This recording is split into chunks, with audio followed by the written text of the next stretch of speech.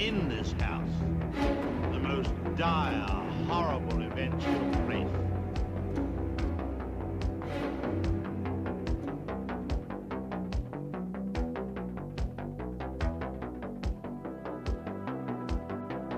You are not content with the stories. Somebody's lives come. Be my victim.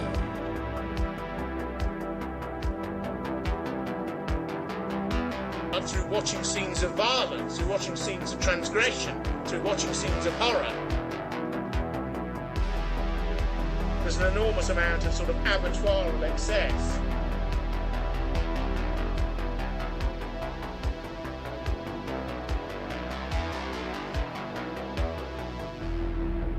We all go a little mad sometimes.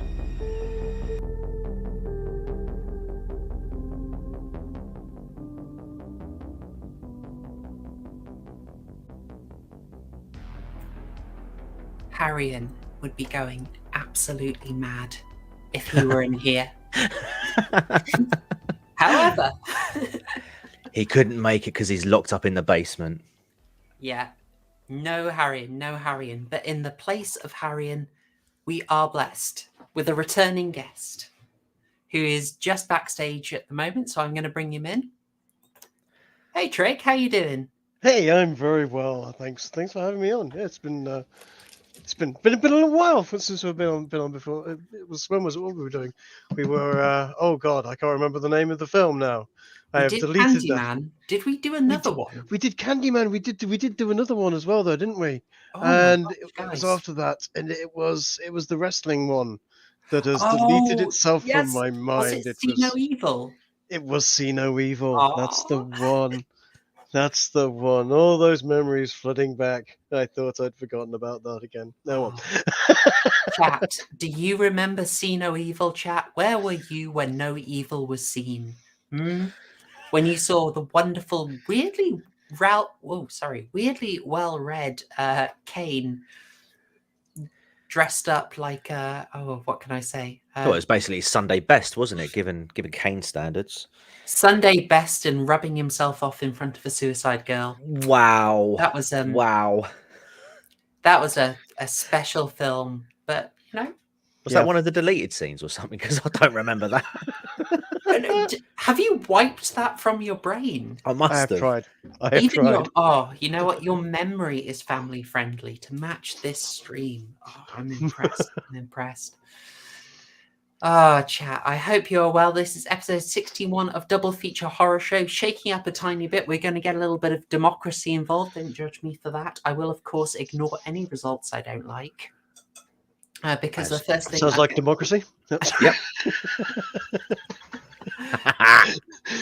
Well, yeah, absolutely. I've been reading this great book about it called the Populism Delusion by Sheila Lambrini. It's good stuff. It's good stuff. It'll blow your mind. Anyway, okay.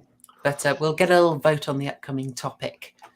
But first off, we really do have to have you here, Trig. You did suggest Split Second. Oh man, did you enjoy it? It's an old favorite of mine. It's like every single cliche you can get boiled down into condensed form, and it's great. I didn't get it for ages. I was like, what? I just didn't get what it was doing, and I was confused, and I hurt myself in my confusion. But then I sort of got into it. And you just realize they know how extremely schlocky they're being, and they're just going all the way. It's kind of like Kung Fury. I mean, come on, he's a renegade cop that lives life by his own rules, and he doesn't like having a partner, and he's been forced into having a partner because his old partner died. It is literally every single cop cliche in one movie. It's great. But yeah, it's that, and then it's like mad things like he's just nicking his boss's cigars. I love it. It won me round, and I started getting like that sort of The Frighteners, Evil Dead 2, Housebound kind of vibe for it, and then I was just, I'm here for this. It's absolutely mad, but I kind of love it. Yeah, It's I've got to all admit. acted so straight as well. It's Yeah, I've got to admit, it took me a little bit of a while to get into the film because at first when I saw it, I was like, "What the what is going on here? What is this? This is not good. This is not good." And then it dawned on me that they're aware. And when I became aware that they were aware, I was like, okay, I can actually sit back and be less analytical and just enjoy it. I was kind of thinking to myself, is this kind of the horror sci-fi version of The Room? So bad that it's actually it's on the the thing is it's Rutger Hauer and Rutger Hauer, I don't know however you pronounce his name. He has done some absolutely stonkingly good movies. Yeah. But he did do a whole series of this type of movie. Those, what was it, Return of the Jugger or Salt of the Jugger, something of the Jugger, which was set in this sort of like a future dystopian. The world's collapsed and everyone's sort of very, very Mad Maxy, and they're playing a sport to get forward in life, and you win at that sport and you get promoted up. And again, it's very much like this. It's deadpan played. It's schlocky as all hell, but actually really, really good. And there was others. There was you know what? I'm having a brain fart. I'm gonna have to go onto IMDb and look them up because there's the Hitcher. Yeah, there's a Hitcher. Hobo with a shotgun. He was in Sin City. Blade Runner. Yeah, of course. Well, that's classy, but Rutger Rutger doesn't mind getting his hands dirty with a bit of schlock, and you've got to love it. He was in Scorpion King 4. Don't look at it. Look in the 80s. Blind Fury. I give you Blind Fury. What an amazing film Blind Fury was. Lady Hawk, for God's sakes. You know, these are amazing films. And then there's, you know, shit. He was in Batman Begins as well. Oh yeah. He's a guy who's kicked off the company. He's a really, really. This guy's worked. This guy really worked. Yeah, he played Kylie Minogue's partner on the music video On a Night Like This. Yeah, And let's not forget, he was the face of Guinness for a while because he was a man in black and white head, you know, black. Really? The top office. Yeah. I need a Rutger Hauer Guinness. Okay, can you find me a Rutger Hauer Guinness advert? I need to play this. Yeah. Or at least show a still. In the meantime, I'll do some basic shilling because we are on YouTube, so we need to shill. And this is what I learned from you. I've got to get the shill out early. So I'm very happy to say we actually almost have a sponsor this week. If anyone hasn't bought it yet, you can get your John D calendar. Oh, God. John D calendar free with every subscription. And only on this channel will you be able to pre-order advanced copies of the upcoming Mr. D biography.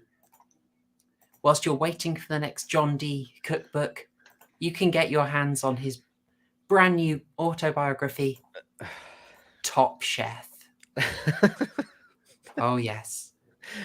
Oh, I see you did. You asked for it. You asked for it, and I shall deliver. There you go. In chat, it is right there. That is a Rutger Hauer Guinness advert. The full thing, I believe. Oh, okay. I'm going to see what I can do about that. While I check that up, I'll leave Mr. D up there just for you to enjoy. We might have to do an EFAP review on that one. Oh, crikey.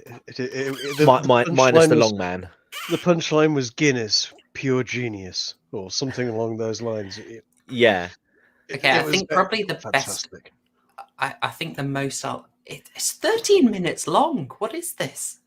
It's probably all of the adverts boiled together. I'm not sure. That is very confusing to me. I will show you a still. Maybe you can enjoy him just sort of drinking for a bit.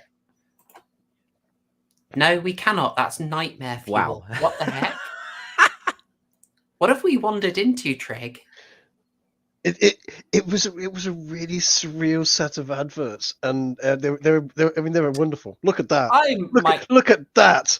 That is early 90s / late 80s at its best. Oh my goodness! There's women in a steam room and a towel, and yes. And That is- there's Rutger being an absolute savage. Oh, what a champ! What an Absolutely. absolute champ! Oh my goodness. Well, before we get into all of, oh, sorry, no, we're still shilling. We're still doing our shills.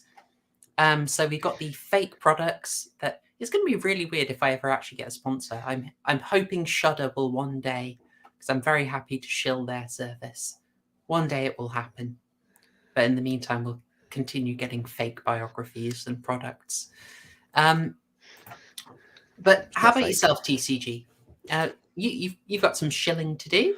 I do. I have a channel. I have a new channel because the old one is, well, still around. But I've moved all the live stuff over from the old channel, or from the main one, I should say. And it's now on a dedicated page called That Crime Guy Live. I know, really imaginative.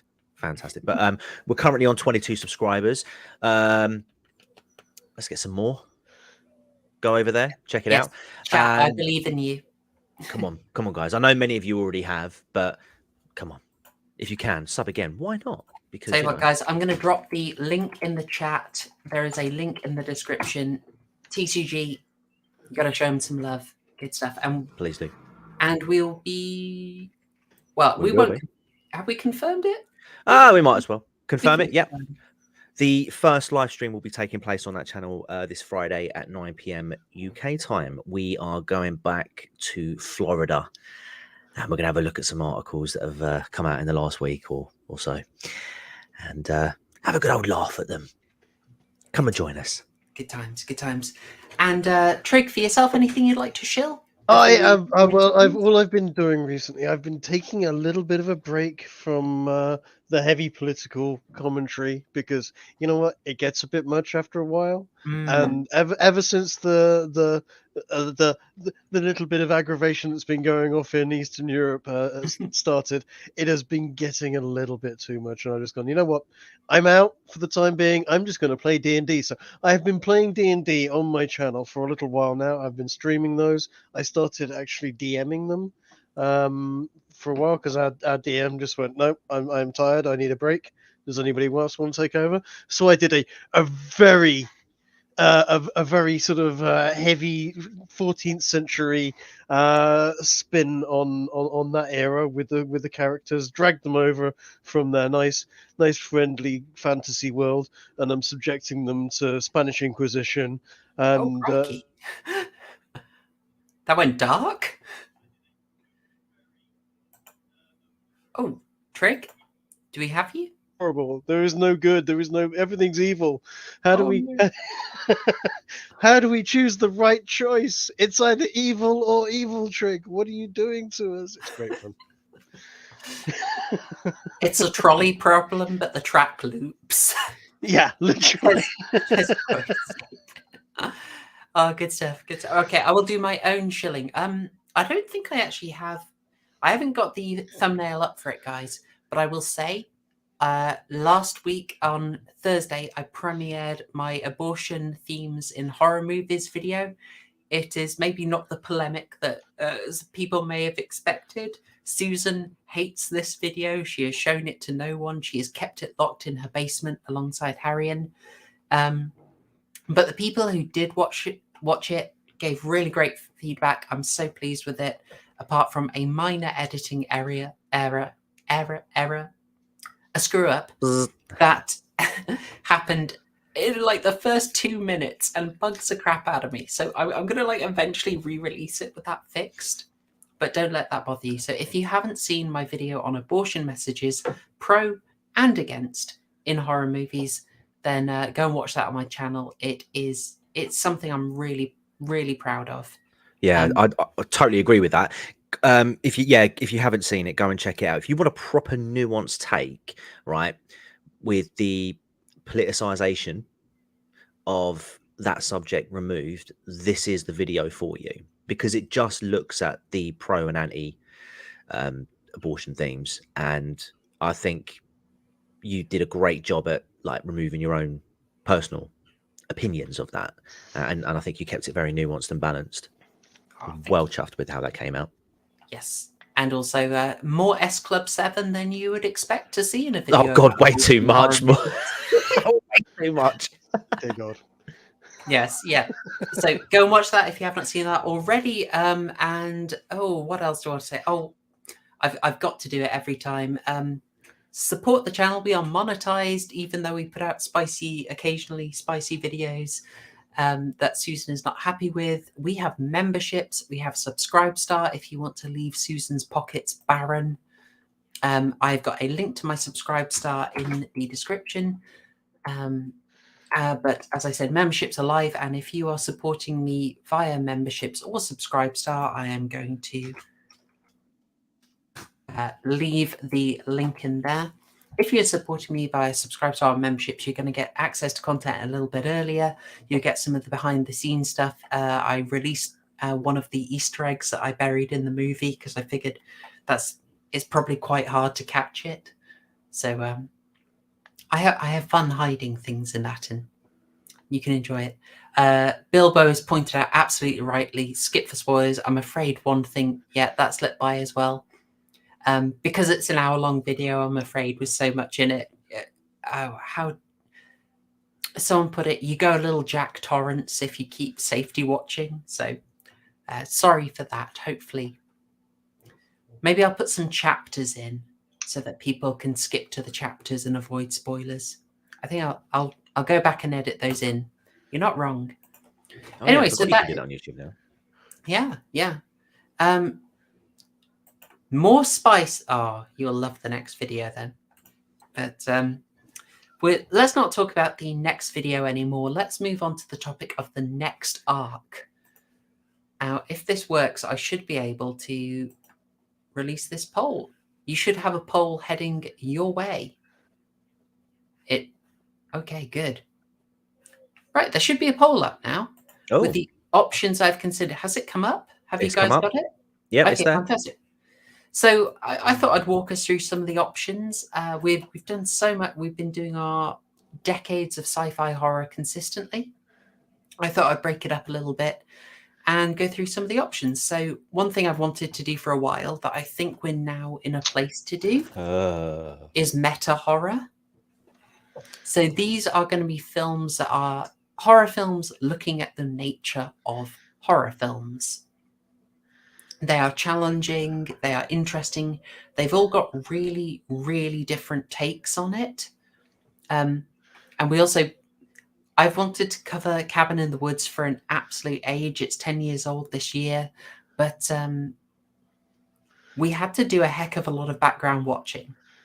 And when we finished The Ring, we had finally seen everything that I needed us to see for Cabin in the Woods to make sense. So we are now able to do it. We've unlocked it like an achievement on one of those gaming platforms that everyone loves. Proper horror show, real gamer. Literally the only game I play is Age of Empires 2. So do not be surprised. Yeah. Behind the Mask will be a really interesting one for you guys. It's a feminist horror critique, and it's quite interesting. I'll be really interested to see what you guys think of that, because I think it's not playing it 100% straight, but it's taken some of the learnings from an academic book called Men, Women and Chainsaws, which is a feminist analysis of horror. Yeah, it's a great title. Yeah, you lost me at feminist. Yeah. Fair play. You'll find it interesting. What's the film in the TV screen? Oh, it's Poltergeist. Oh, because I figured it's meta horror. It's horror looking at horror. So it's the guy looking at himself in the mirror as he tears his face apart. Eh? There's a logic. There's a weird logic. The other option we have for you is right here. It is psychological horror. And this, again, some stone cold classics in here. Are those ringing bells, Trig? What? So, certainly the yes. Let me just click over. I'm fixated with the meta horror. I loved Scream and those movies. But what we're looking at here? Oh yes, Mulholland Drive, Perfect Blue. Yes. Yeah. Oculus is just an absolute classic. Yes. It's Jacob's present- Ladder. Jacob's Ladder is one of my favorite movies of all time. People don't understand. It's almost it's basically it's just a war movie. It is. It's so good. But it's fantastic. And what's more about Jacob's Ladder? It's a really good reflection on what actually happened as well. Not that people would openly admit, but the files are out now. They It's got a, were doing things like this to people during the Vietnam War. oh, It it's is so it is layered. it is dark. That movie is dark. You know what? If you want to have me back in, I would love to talk to you about that. I have a lot to say about Jacob's Ladder. Noted. What if I told you that I Mm. haven't seen any of the films in this arc or this None proposed of arc? them. Oh, None of them. Brilliant. Oh, I I kn- would and I tell- know, News, man. and- That's and- great news. and I know that Mulholland Drive gets talked a lot about in the chat, especially, and gets referenced a lot in the in previous streams that we've done. So I kind of have been meaning to pick that film up just so I can understand what half the people are talking about when they're referencing that. I think, well, that's going to be one where I just cannot predict it, how the response is going to be. But that's one of the fun thing when we do Mulholland Drive is David Lynch, because you know how he loves to mess with us. On the DVD, he included a guide for clues to look for to understand the movie, and I think I'm going to assign you and Haryan to check for those clues. Right. Okay.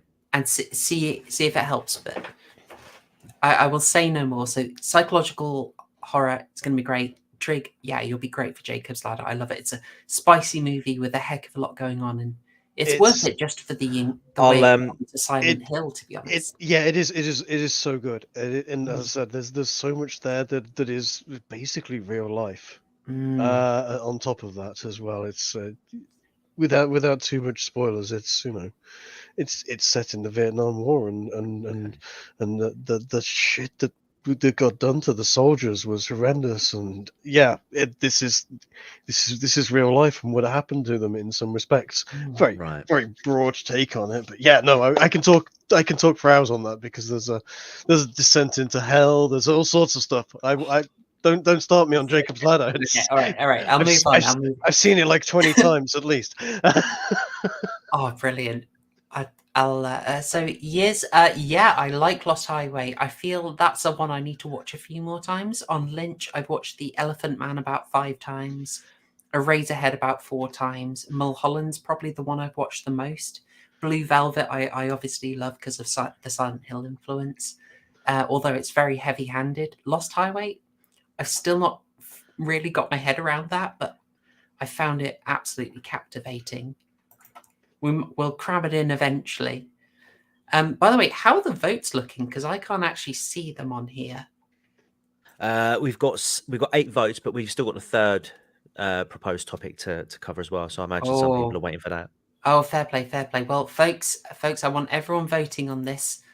I will put out a poll, but I wanted to put it to you guys and get a taster. Obviously, I'm going to poll here. I'm going to poll on a community post. I'm going to ask Twitter. I'm going to ask my supporters on Subscribestar and memberships. One of the benefits of supporting me is that your vote counts a considerable amount more. I think the bonus, I actually described it as fear-defying the votes, because that's who I am as a person. Anyway. So if you want to get your choice out there, you will have many an opportunity. Anyway, the final one that you can probably tell I've been desperate to cover a lot on this channel. But Lovecraft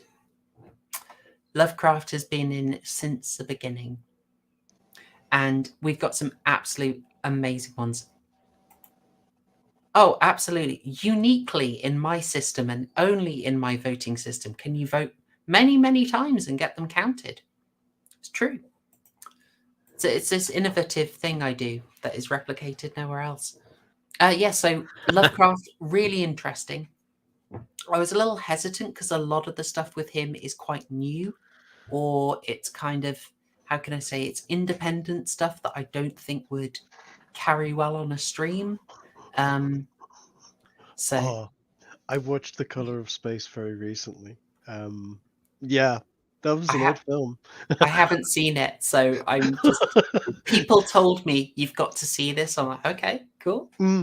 Lovecraft's a difficult one to put onto any form of medium other than I've heard it spoken word and audiobook and stuff like that, and that works very well, actually, extremely well. But the moment you actually start to create the images and then present them to people, it's very Marmite. It's very love or hate it sometimes. Cthulhu works best in the mind. Literally. Yes. Very true. Anyway, but yeah, Dagon is the one I've seen. That had, I think I had Jennifer Tilly in, of all people, if I remember it properly. And it was interesting, but I don't think it would carry on stream. Someone referenced one of the Stuart Gordon films. It was From Beyond. Again, directly Lovecraft inspired, so is Necronomicon. I was tempted, but I thought we'd push the boat out. Maybe we'll do a bonus stream for them. Yeah, this is what I was talking about with the independent stuff. Tell you what, if we do this, I'll either do a second Lovecraft arc or I'll do some bonus streams, and we'll see what we can do, eh? But what I've got for you is a Roger Corman schlocky 1963 adaptation, which he tried to pass off the studio tried to pass off as an Edgar Allan Poe story. But it's actually based on The Case of Charles Dexter Ward. And then we have a radio adaptation of the Charles Dexter Ward case. It's the first audio-only version we've ever done, but it's really good. It's a really interesting way of approaching the material, and it has that bonus that you talked about, Trig. You don't have to visualize it. It's all done through sound. Oh, Perfect. So good. Yeah, John, don't believe them. They lied. The studio lied because Roger Corman was just doing a whole load of Poe films, which is another cycle we will eventually do. And the studio wanted to pass it off as Poe because Lovecraft did not have the reputation.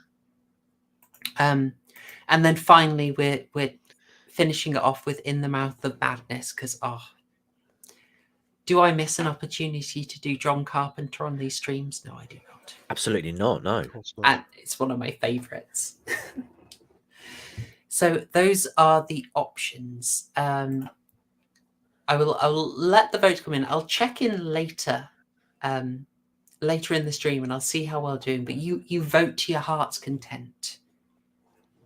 And as I mentioned, yes, you can, if you're a member or on YouTube, or you do the subscribe star, then your vote will be counted a whole bunch of times. But there are going to be more polls out there, so you will have options.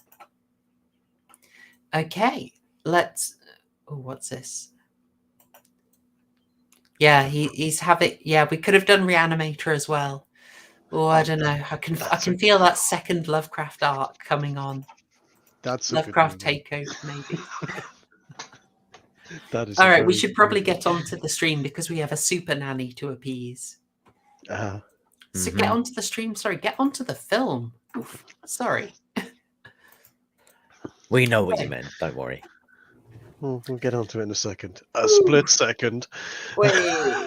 Right. So first question straight off the bat, right? Right. About London in 2008. Mm-hmm. Yeah. Would you rather live in this London or the London as portrayed in reality today? I don't. Did you see a difference? I did see just that. Well, one or two things sort of stood out for me. Yeah. Rev turn. Not as many rats. To 2008. not as many rats as in reality. You're right. Yeah, there are more rats. It did make me laugh though. Like they're talking about open it up with like, oh, global warming. Oh no, London's flooded, and I'm like, oh, I thought this was a horror film. This sounds like this sounds like a very optimistic film. London's flooded. WTF? I love climate change now. 40 days and 40 nights of rain is obviously a biblical reference. Like, Yeah, I was going to say, yeah.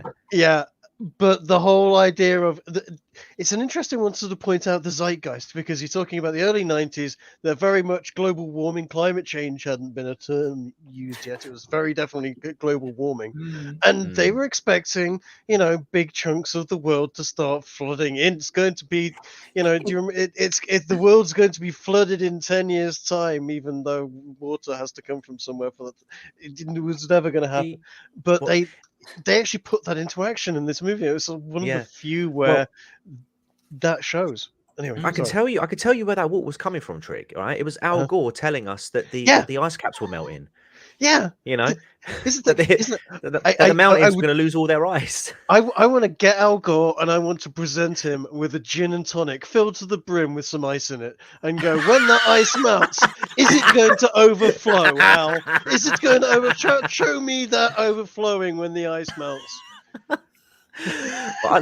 But what I really loved about this film, just like the way they portrayed London, like as being like massive flooded, was essentially just like a few, like just a bit of puddles. It was, it's like it was really ambitious, wasn't it? They just needed to wear their boots, the wellies. They just needed their wellies. I tell you what, considering it was flooded, I thought sort of Detective Stone's outfit of leather boots, leather trousers, and leather overcoat in a flooded, constantly raining environment was a bold move. That would get very heavy very quickly. It was a bold choice, yeah. But when they first started it, I was like, "You've told us it's flooded, but it's not flooded. They build it in really well later, but it takes a while, doesn't it?" A sewer's just blocked, basically. That's what it looked like. Like my garage area, right? When it rains heavily, it gets more flooded than what they were portraying London as. I was like, mate. So I have a theory about this film, and I'm leaving a dramatic pause before I reveal it. Oh, and that hang on. Before you even say anything, are you going to start is it a gay reading? No. I mean, there is a moment at the end where the hero's overpowered by a large, muscly but we it's not fun if Haryan isn't here to taunt with gay readings and topless Asian men. I'll save that up for when he comes back. You have to double down. Oh, absolutely. Yeah, he'll have to have a double dose. Just get absolutely Eiffel Towered by the readings. But anyway, no. My theory is this film, well, the things we know about the production is this script was bouncing around for a while and it was going under the name Pentagram. It was not produced. And the people had decent connections, but just, lots of scripts go around, not all of them go into development. So it's taking a while. And then I think some films were a lot more successful. And so the studios, as they often do, scrambled back to try and find a script that they could update to get on with a trend. Now, this happens a heck of a lot. Think of the synchronous Truman Capote documentaries released within a year of each other. Think of how you got Exodus with the Egyptian mythology, and then Gods and Kings with the same immediately after. Yeah. Think how Saw 2 and actually many of the Hellraiser sequels were just completely independent horror films that were just given a quick retooling so they could fit into a mythos. Happens a lot. So my theory is the film that was super successful and got this into production is Big Trouble in Little China. What do you reckon? It does have the same sort of tier of schlock. Big schlock? It does have the same tier of being played deadpan, but being fairly silly. Gruff, macho protagonist. Not just at times as well. Yes. But Ooh. I mean, this is every single buddy cop movie from the 80s. I don't know. Kim Cattrall. Highly Kim condensed. Cattrall's turned up again. You know what? It was lovely to see Kim Cattrall. Kim Cattrall pre Sex in the City was a babe.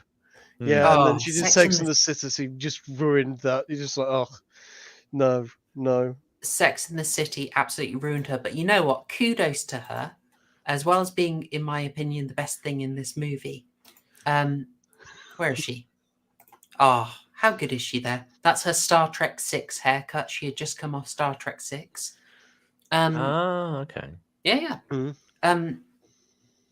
See, I would have When found they did the scene thing I image, but respect that's her. just me. Oh, sorry. The thing I respect her for is they did the reboot of Sex and the City and basically brought all the people back to basically humiliate them with like, you were all shaking things up and defying tradition back in the day. But you're kind of behind the times and problematic now, so we're just going to make a whole series to humiliate you. I don't know if you guys saw any of the videos, like looking at that stuff. No. Dear Okay. God, no. No.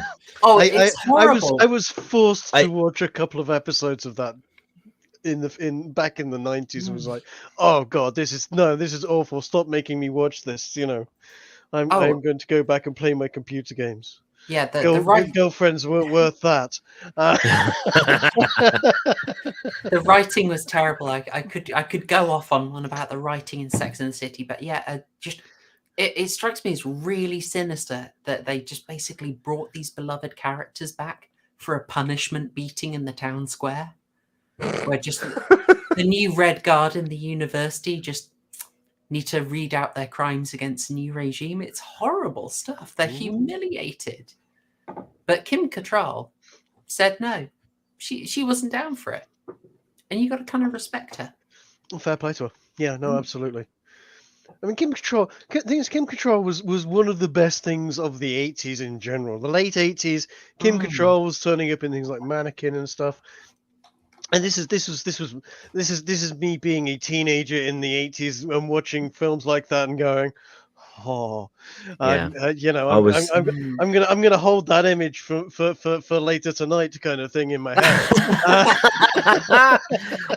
Do you know? It's funny you say that. It's funny you say that because kind of like Sex and the City was like, as I was a teenager growing up in the 90s, and so like things like Sex and the City, one of those like half like, well, I don't know what time it would be on at night time, but it'd be one of those things that, not for the reasons that you had, Trig, obviously, but it was kind of like a guilty pleasure of mine. And then when they brought out the movies, I took my now wife to go and see, I think it was the first one, and then for my sins we went to see the second one. By that time I completely lost interest. Yeah, the second one is without a shadow of a doubt the worst film I've ever seen, and I have seen 50 Shades of Grey. Oh dear. Yeah. Did you ever see the podcast where the two Australian guys watch Sex and the City 2 every week for a year? No. Why would they do that to themselves? They called it the worst idea ever. And it was a second season, so they started off doing a year of watching Grown Ups 2 every week. Oh, and then they did Sex and the City, and they just reviewed this same film 52 times. Oh my God. Oh, it was great. They became just obsessed with weird little details in it. But why? I mean, I can understand reviewing the same film 52 times or each week, but why that film, man? Honestly, it's so bad. It's so bad. Maybe it really improves by the 15th viewing. I don't know. My God. It's 2.5 hours long as well. It's just the scene. Oh my God, the bit that sticks with me is when they're like running around in like Abu Dhabi, wherever it is that they're in, and they go into this room, and there's like a room full of like women in Islamic garbs, and we all know what it's like over there. And then out of nowhere, they just throw it all off, and they're wearing like Western clothes, like all like skirts and dress, like low cut tops, all bright colours, and they're flashing Louis Vuitton bags, and they're like, "Oh my god, look at us, we're so amazing!" And I'm just thinking, "Oh my god, please don't let a man walk in and see you look like that right now, because you are not going to make it to the end of the day. Not going to end well. Oh. Oof. I just remember looking at my wife and like, I'm done with this film. I'm done with it. There's no more. You know, you can never turn down a film from me again if you're like, "Oh, Chloe, that sounds crap." Human Centipede Part 2. You can't make me sit through that. I'm going to be like, Sex and the City 2, man. Yeah, well, you can make it. I believe in you. Well, I suppose you can say that for Funny Games, and I've seen that as well. I really don't want to watch that again. You know, I've never seen the Human Centipede movies. Have you not? No. Oh, Trig. We should get you back for them. Quick note there. Make a note. Oh no. Oh no. Someone told me the premise of it, and I was just like, you know, my life doesn't need that right now. Yeah, they didn't tell the investors about that. Yeah. I've got a weird love for that film. I know when we cover it, a lot of chat is going to hate that. A lot of people who watch this, I know you guys don't like torture porn, so forgive me. We're gonna have to dabble at some point. It is important. But yeah, it's a special film. But we should probably talk about our very special film here. For all the schlock, I've got to say there's some things that I genuinely unironically love about this. Like, I do think it gets loads of gorgeous shots in here. Yeah. Like, I love the framing of this, for instance. It's really early on, but it's got that sort of cyberpunk Deus Ex grime to it. Oh, definitely. Saying cyberpunk, I think that's what they were going for. They were definitely going for a cyberpunk dystopian future. And they really nailed it. And London's a great city for that, because London is a cyberpunk dystopian future made real. It really is. And no, it was really good to see a movie that was set in London with shots of London. I mean, this could be any seedy a London nightclub. It's certainly one set in the near future or now past. But you know what? I could take you guys to London, and I'm sure we wouldn't take us too long to find this type of club, IRL. I mean, you'd certainly find them in Brighton. Yeah. Yeah. London ain't too far off. Yeah, well, exactly. Brighton is just little London in many respects. But yeah, the strippers in the gimp masks, it's great. It was great. And I'll tell you what, 50 quid entrance and 2 drinks minimum would be about right for the early 90s as well in a London club like that. God knows what it is these days. I dread to think. Oh, it's a scary thought. One of the things that started me loving this movie because I really was unsure when I started watching. Just like, is this serious? What has Trig told me to watch? This is so bad. Actually, is it Trig? Is it bad? I don't know if this is bad or brilliant. I'm not sure. No, yeah. It's a scene where he goes in and the waitress in her skimpy clothes comes to him and is like, "You got a drink, hun?" He says, "I want a coffee." It's a 2 drink minimum. 2 coffees. Absolutely right. I started loving it at that point, to be honest with you. But things don't go well in the club. It's a very short amount of time until, well, he's asked by a woman to watch the bathroom for her. Yeah. She's had to go into the men's. It's happened to us many a time, I'm sure. And the ladies is closed, or has got a queue outside of it. Inefficient micturation. What can I say? Mm-hmm. So she uses a trap. She goes in, and then comes a cropper. I cannot show the image. It is impressively nasty. There's some good 90s real practical gore in this. Yeah. Oh, I have Yeah. to say, I did admire the practical effects of this film. The chest ripped out and the heart missing really Mm. did look like they'd had their chest ripped open and the heart was missing. That was good stuff. And that, you know what, the heart, yeah, it was good. There was a lot of gore. I as a bit of a knowing like one or two little things, minor details about firearms, did find a lot of the guns quite amusing. It's like, what have they slapped all that crap on that revolver for? But trying not to get autistic about the those sorts of details. Yeah, this was great. No, please do be autistic do, about the guns, because we do not have Haryan tonight, and he very much we Yeah. need that void very much filled. So he knows yeah, his stuff. The only details I have is that the pistol he regularly carries is apparently a paintball gun that's been modified, Yeah, blatantly. which is But pretty epic. that's perfect, because you want something that's got a big juicy barrel on it, not because most pistols, that even 9mm is a big round, but paintballs are bigger than that. And as a result, it looks like a cannon, because it looks like it's throwing cannonballs out of the end of it. And he's got a block on the end of it. It's got an old 1980s. That thing on the top of it is a laser sight. Laser sights these days are tiny little blocks that attach to it. That big old tube that sits on the top there. It's very, very 80s, but it looks great. It's big, it's bulky, it makes the gun look like it's got stuff on it. it looks like a bloody railgun, doesn't it? It does, and it's a cannon. When he goes down to the range, good God. Oh, that's one of the just such It's like brilliant target. as he ignores his partner. Yeah.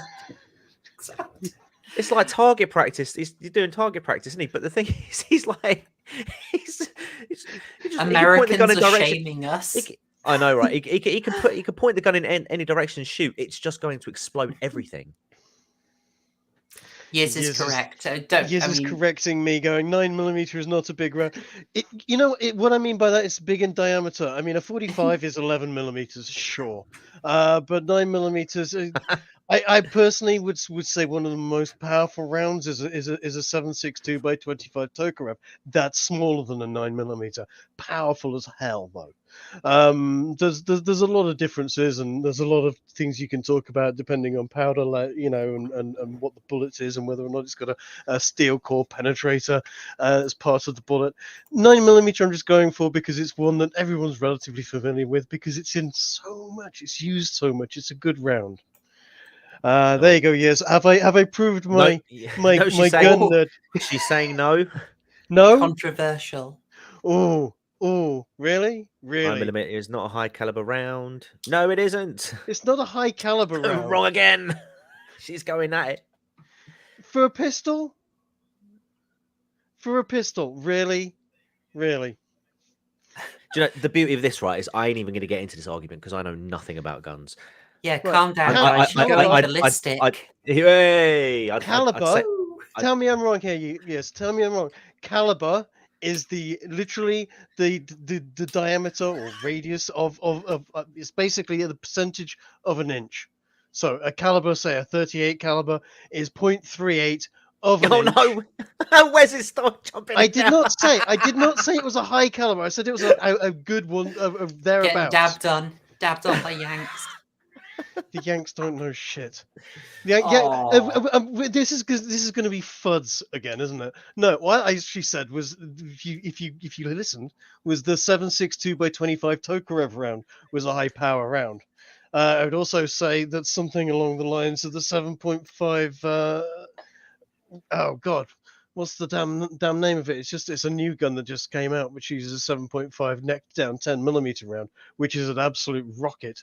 It's got the same power as a 30 carbine round in the size of a pistol. That's a high power round. It's smaller than a 9mm. The diameter, the caliber is the diameter of the bullet. I should apologize. Actually, I've used a northern slur on you. Apologies, yes. Classic Brit habit to not differentiate between the northern aggressors. My apologies. Ah, dear. Force of habit. Okay. So 7.62 is an 8mm. 9mm is clearly bigger than an 8mm, just in width. That's what I'm talking about, in width. I'm talking about all how right. wide the barrel of the gun is. God damn it, these people. I'm not talking about the actual size of the round. Yes, 357 is a big fucking bullet, without a doubt. I'm talking about the diameter of the barrel of the gun, so that when people see it on film and they look down the barrel, they go, "Holy crap! That thing fires cannonballs." So, shall we do a plot synopsis? Yeah, I thought, with Harry not here, we're not going to get the gun autism. God, Oh, you get more gun autism from me than just about anyone. I love it. I love it. So do you want to give us the quick sort of 3 minute down the pub over a pint? What happens in this film? TCG, do you want to take this one? 3 minute summary. Certainly, I could actually probably do it in 3 minutes less than. So basically, this film. Summary. This film is basically about this man here, Harley Stone. He is on the hunt for what you could assume would be a supernatural being, a man, whatever, who murdered. It was a serial killer, basically going around in London, and kept eluding this man at every turn, and along the way, the police chief assigns him a partner, a man named Dick Durkin. It's an amazing name, Dick Durkin, who is like a psychologist. He just basically like studies serial killers and all that jazz, and he sort of tags along with him, and together they try and capture this person or being who is murdering innocent civilians at specific moments in time. And as the story goes on, it gets a bit more wacky, and it's just a weird film. Yeah, but it comes totally comes close to home. We get a nice showdown. It's a ride. It's a ride, yeah. That's how I can describe, Glorious because I don't really know how else to explain this, because it was at first I was kind of like, right, okay, I get what they're trying to do at the beginning of it, and then I don't know, man, I had so many questions by the end. Like this scene here, like, you know, where did the killer go? Because it looks like there's only one way in, one way out, and then you find out it's like well, spoilers, folks, by the way, you've had 30 years to catch up with this film, but it turns out to be like a giant rat / venom / Jeepers Creepers type being which steals your DNA, and it's just really weird. For some reason, it's trying to open the portal. I don't get this, man. It's trying to open the portal to hell. The synopsis is evil. It is easy. The devil has come to London. It's come to eat the heart out of London, and the only thing that can stop it is a lone cop that doesn't play by the rules. He and his new partner, Dick Durkin, are going to take the fight to the devil, and they're going to need guns. Bigger guns. Bigger guns. We need more guns. How long until one of us messes up and calls Dick Durkin Dirk Diggler? I'm just reading the synopsis on IMDb, and I mean, the thing is, the global warming angle just for me, it didn't even really play much into the film. It was thrown in as an afterthought, wasn't it? It really is. It's just in there, and I get the feeling like, producers said do that, and they said adapt it and get some of this Big Trouble in Little China energy. By the way, we talked about things that influenced this. Would you be interested to know a couple of the films that this really influenced? I hope you would be, because I'm going to say it anyway. Go for it. So, tie back to last week, David Fincher, apparently, big fan of this film, and it influenced his design for Seven. Yeah. Yeah, you can see it, can't you? Yeah. Mm. Yeah, Another thing. thing. And stuff like that, definitely, yes. Another weird influence. Okay, you might say I'm a bit weird on this one. Okay. We can have a little which influenced which, okay? But don't call me crazy. Just waiting for that to come up. All right. Yeah? What do you reckon? What's that? That's Ghost in the Shell. Really? Ghost in the Shell. You Okay. think I don't know. Okay. Ghost in the The manga is 1989. Mm-hmm. I was But going to say the it's film is 1995. yeah. I don't know, man. I see a lot of synergy. Kim Cattrall's haircut. Unfortunately, like the other image I've got for it is from the first TV series, so it looks a bit more. You know what? Likening Kim Cattrall to Major Kusanagi is that's pretty hot. I was going to be harsh about it and it's like she's a cheap version of the Major, so Motoko Kusanagi, but I like her far too much to do that. I'm sorry. Are his eyes poking out of his head? Because No, he two has reasons why they are. he has cybernetic eyes because he lost his eyes, and as a result, it's cyberpunk future. The very few Okay. people don't have cybernetics. They have one guy in their team whose name is just shot out of my head, and he The basically diversity hire. he uses a Mataba pistol and doesn't have any cybernetic implants, and he's the only one that they can rely on at some points because everyone Right. else is getting hacked. And Is it Tokugawa? Tokugawa. Thank you. Yeah. Yes. Oh, good stuff.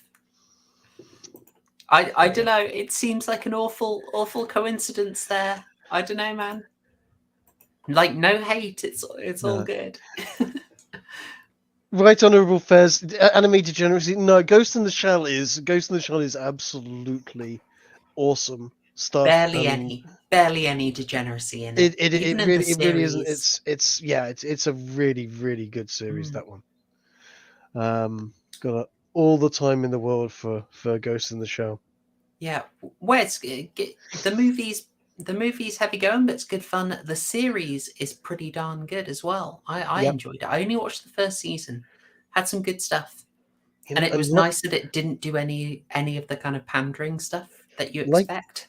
Like a lot of animes in those, the opening music's good as well. It's a well thought out. The second season gets a bit. Are they trying to sell me kids' toys? With the little robo tanks in it, which are kind of cute. But because that was a bit of a thing in the 90s with anime, there was an awful lot of let's see if we can sell some toys alongside this thing. But Ghost in the Shell is absolutely excellent anime. I mean, if you want degeneracy anime, come talk to me later. I'll set you up with a really good one.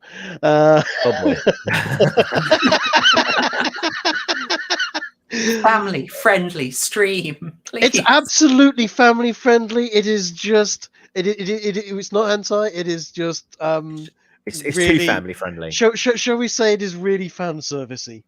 The camera angles are a little bit knee height and looking up all the time. Absolutely disavow. How can you say this stuff in the presence of the great actor Pete Postlethwaite? You know what? Pete Postlethwaite was in this film, wasn't it? It's kind of weird seeing someone who is that good at an actor, so to speak. You could be, is he slumming it in this film? No, he's not. He's having fun too. Everyone was having fun in this movie. It's nice to see him have fun. Him and Alan Armstrong, as we talked about. I'd seen Alan Armstrong in The Bleak House really recently as well. It's nice when he gets to have a laugh. But in this one, Rutger Hauer, I think I'd love to know what he was doing in this, what direction he was getting, because he looks like he's having a great time. Just throwing in random things like stirring the tea with the guy's pen or stealing his boss's cigars. Like you feel like that was just improvised, The wandering around, getting in someone's face and just going, I'm going to nick the pen out of your pocket and stir my excessively sugary coffee with it right in front of your face, and then just put it back. That's a boss move. That's power. It's so good. Like he's acting the whole thing like a South Park parody of one of these movies. Yes, so much better. absolutely. He's really good at this stuff, though. He's really Mm. good at playing completely deadpan movies, completely deadpan when there should be, it should be ham as hell, and it's not somehow. Oh, Can we absolutely. just talk about Harley Stone for a second as well? Yeah, rock on. Or staying on that. One of the things about his character in this film is that he suffers from anxiety, Mm. and the way that he treats it is, like you guys said, through copious amounts of coffee and chocolate. Perhaps the two worst things that you could probably, speaking as someone who does suffer from anxiety from time to time, that is probably the two worst possible things that you could use to treat anxiety with. Look, you're anxious because there's a massive monster out there ripping out people's hearts. You know it's probably coming for you. You want to stay awake. You need as much sugar in your system as possible, and you need to stay focused so that you can use your massive arsenal of weaponry that seems to be strapped to you at all times actively. What could you say better than chocolate and coffee? I mean, that's not going to give you the jitters and make you hallucinate at all. My heart rate's up to Oh, 150 at the moment. Oh, geez, I better ramp it up to 250. yeah, That'll and calm me let's not down. forget, the cigars and constant Yeah. cigarettes. Yeah, absolutely. I found that so funny. He's It's just just like, absolutely ah, alphaing his way through his Yeah. anxiety. he's He's just just like, I don't feel care. good." I just Yeah. That's it. I'm just gonna have more coffee. I'm feeling pretty stressed out at the moment. Give me more coffee. Are you even Absolute Chad alpha? angle. Are you even a Chad until you have a gun fridge?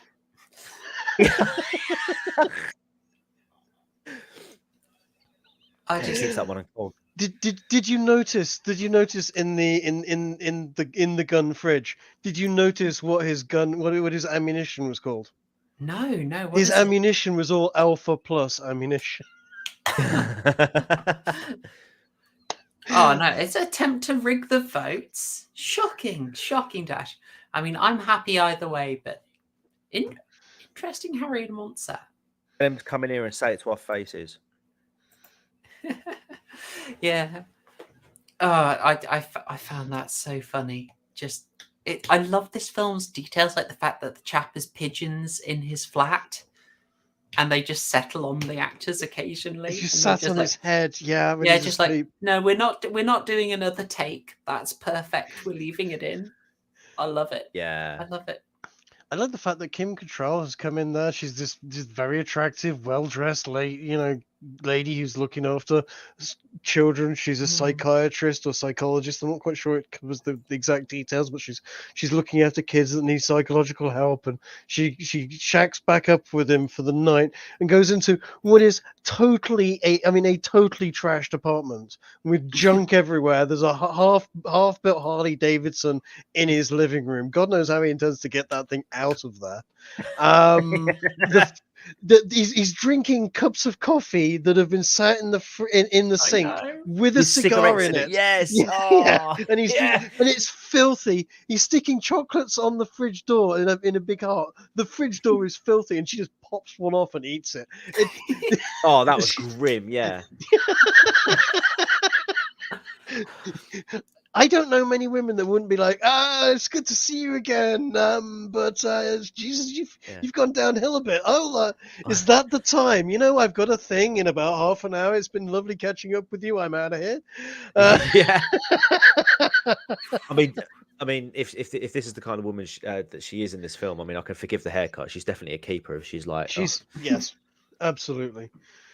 Although when she got, we I don't want to get ahead, but yes, later on in the film where bad things happen to her, she's just like, oh yeah, you'll be fine, and walks off. I was like, damn, that was a little harsh.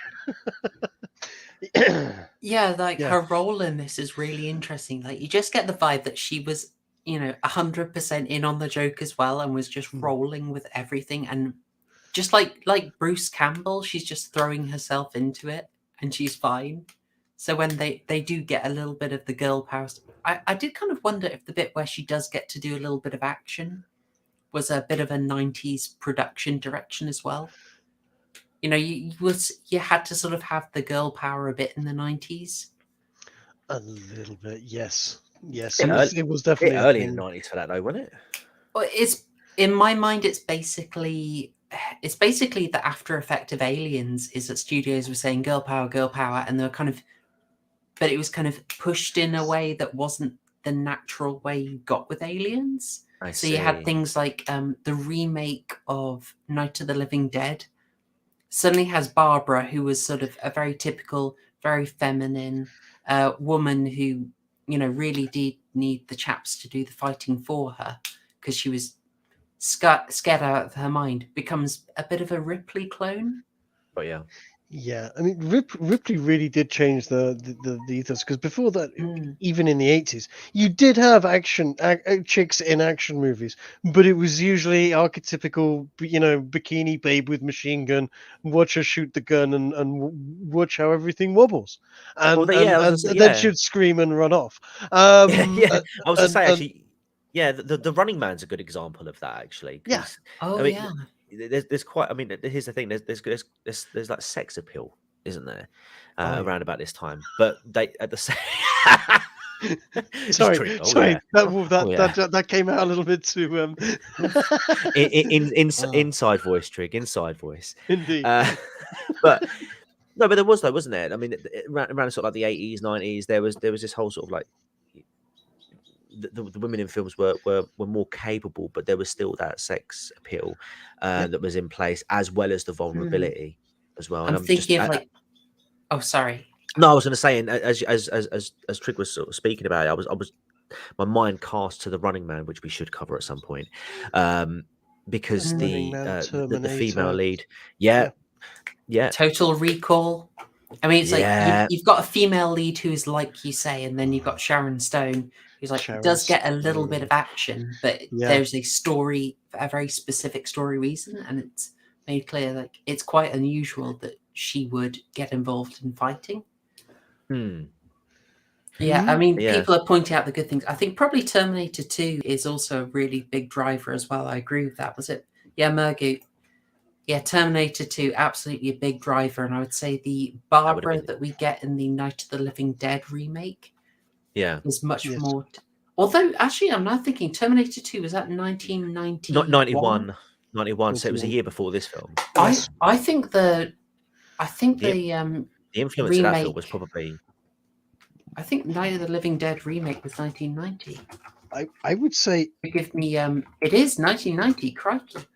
There's got to be a little bit of influence from Terminator 2 on Split Second, because let's be fair, Rutger Hauer is dressed like Arnie in this. Oh. The leather boots, the trousers, the coat, the sunglasses, the whole thing is very. I watched Terminator and I really liked the look. I'm trying to find it. I've got to get a good one of him like that. Oh gosh. Who we getting a look I'm absolutely failing. Where's my man's? Where is he? Who we getting a look of? I just thought I'd try and get him in his uniform, looking really cool. Okay. Just so we can see it. We need to talk about Dick Durkin as well. Oh, I'll get you some Dick Durkin. He was introduced because he was introduced into the film before Kim Catrall. I mean, almost before Stone. He was literally Stone has walked through, gotten guns, and then there's radio going on. You know, be on the lookout for Detective Stone. He's armed and dangerous. Yeah. And then there's Dick Durkin following him, going, I'm in pursuit. He had a speaking line way before Rutger Hauer did. And yes, again, you've got London is flooded, and there's like there's an inch of water on the roads, as the sheep driving through, splashing everyone walking on the roadside. It's part of the magic. I just want to say, hey, Amima, see you in chat. Could see you there. And I didn't say it earlier, but yeah, guys, smash the like. We want the like thoroughly pulverized. We want it shot so that it flies back out of a window and then appears unharmed later. So you can smash it again. Had to be done. Yes. Yeah. Let's see that like button absolutely obliterated, guys. That would really help. You know, we are all servants of the algorithm here. Yeah. Let's hit Rip this the button. like button's heart out and deliver it to Harley Stone's office desk. Absolutely fantastic. All right. So yeah, we can talk Dick Durkin. I had a weird thing at the start. Maybe I need to rewatch, but did he forget to do the Scottish accent for the first couple of scenes? He had a Scottish accent. A bit. It was very faint. Occasionally it came in. Yes, I would say. I think he tried it a little bit and then gave up because he was educated at in Glasgow and then went on to Edinburgh and then decided he wanted to become a cop and then spent some time at Oxford. Yeah. As most cops do. There several degrees from Oxford. Wow. I mean, I was just more taken aback by the fact that he was supposed to be the rational one at the beginning, and that just completely goes out the window, and he becomes like full on, like he's into astrology, he's like into the occult. He completely believes the fact that this beast or whatever is trying to open a doorway to hell. I mean, don't get me wrong, that's what's happening. But you'd think the rationale skeptic kind of character would be a bit like, I don't know. Yeah, but he's also he's a big fan of comic books. He's got this whole sort of yeah. comic book sort of hero worship thing going off in the background, and Yeah. and Harley Stone is definitely ticking all the boxes for him Punisher. on that little sort of Punisher fantasy. Yes, Yeah, very much so. he very much remind me of the Punisher actually. Yes. Remember it now. Yeah, he was such a weird character. They're all really weird characters. I don't really know what I can say about this film. I was just, for an hour and a half, I was just like, huh? What? What's going like? And I mean, if we're talking about superheroes, this guy's Dick Durkin's superhero ability is the ability to fake out. Because he fakes out, they fake out his death at least 3 times in this movie. Yep. Yeah. He's got such a hard job in this, to be honest. Like, Rutger Hauer is doing his thing, but can you imagine trying to act along that? Like, all the energy is on Rutger there, and you've got to come in quite high energy, and he's just deliberately not giving you anything because he's just stone cold macho badass. And I think that must be really tough to work off, and the guy gets the right energy without coming off as frenetic. Plus, like, I just love little bits. Like, it's so 90s. I don't think they'd put it in the script today, but he's like, you're in this scene. I had to get this cap because he's like, oh, you're tense, Detective Stone. I can help you with a massage. Yeah. It's such a 90s joke, and I love it. It's my understanding, and I may be completely wrong, but I believe Rutger was a very easy and very nice person to work with, and knew damn well he'd got an image, but at the same time was pretty chill. I bet he was busy, sort of putting everyone at ease, because he is. You go into a set with Rutger Hauer in the early 90s, and this is the main antagonist from Blade Runner in front of you. This is a guy that you will have seen his movies for 10 years and gone, oh my god, he hasn't been in everything, and I'm just starting out. Holy crap! How do I act against this guy? And he'll be like, don't worry about it. It's chill. Yeah. You just run with it. Have a chocolate bar. Have some coffee. Yeah.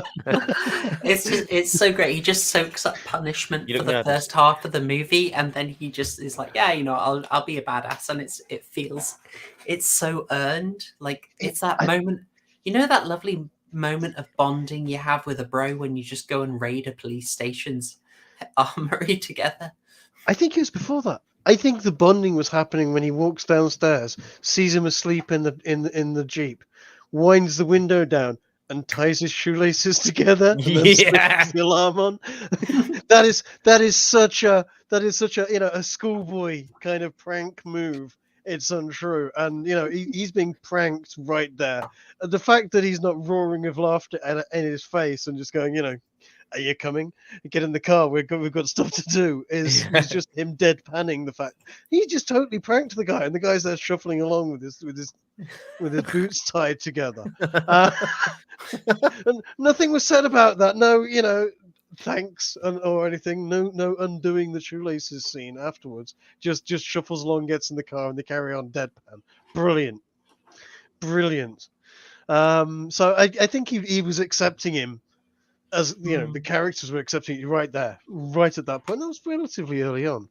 It was like second sort of the morning after the first night they've been out on the town together, so to speak. So we should probably talk about something that in my prediction for Harry, and I was like, he's going to be all over this, and it's less of a problem when you've accepted the schlock. But the idea that the killer that you're ultimately looking for is a massive, scary-looking demon who does, by the way, look awesome. Like, it's such a good effect. It's like, put this in the film a bit more. It looks so good. You never see, very rarely see the guy right until the end. That's it. It's all sort of cinema of the mind going off there. You're like, what does this thing look like? It's got big claws. Look at the scar down his arm. Oh my god, that thing can leave a scar. It can rip a heart out. You don't see it until the end, and then you see it at the end, and you go, it's kind of Venom and Alien had a kid. Yeah, and that's what you've got there. It's PSA Sitch roiding out. Yeah. What was it? You called it Gigasitch? Gigasitch. I should probably get an image so you can see what I mean on. Okay. I mean, it's TCG's profile here, but I'll see if I've got Gigasitch anywhere.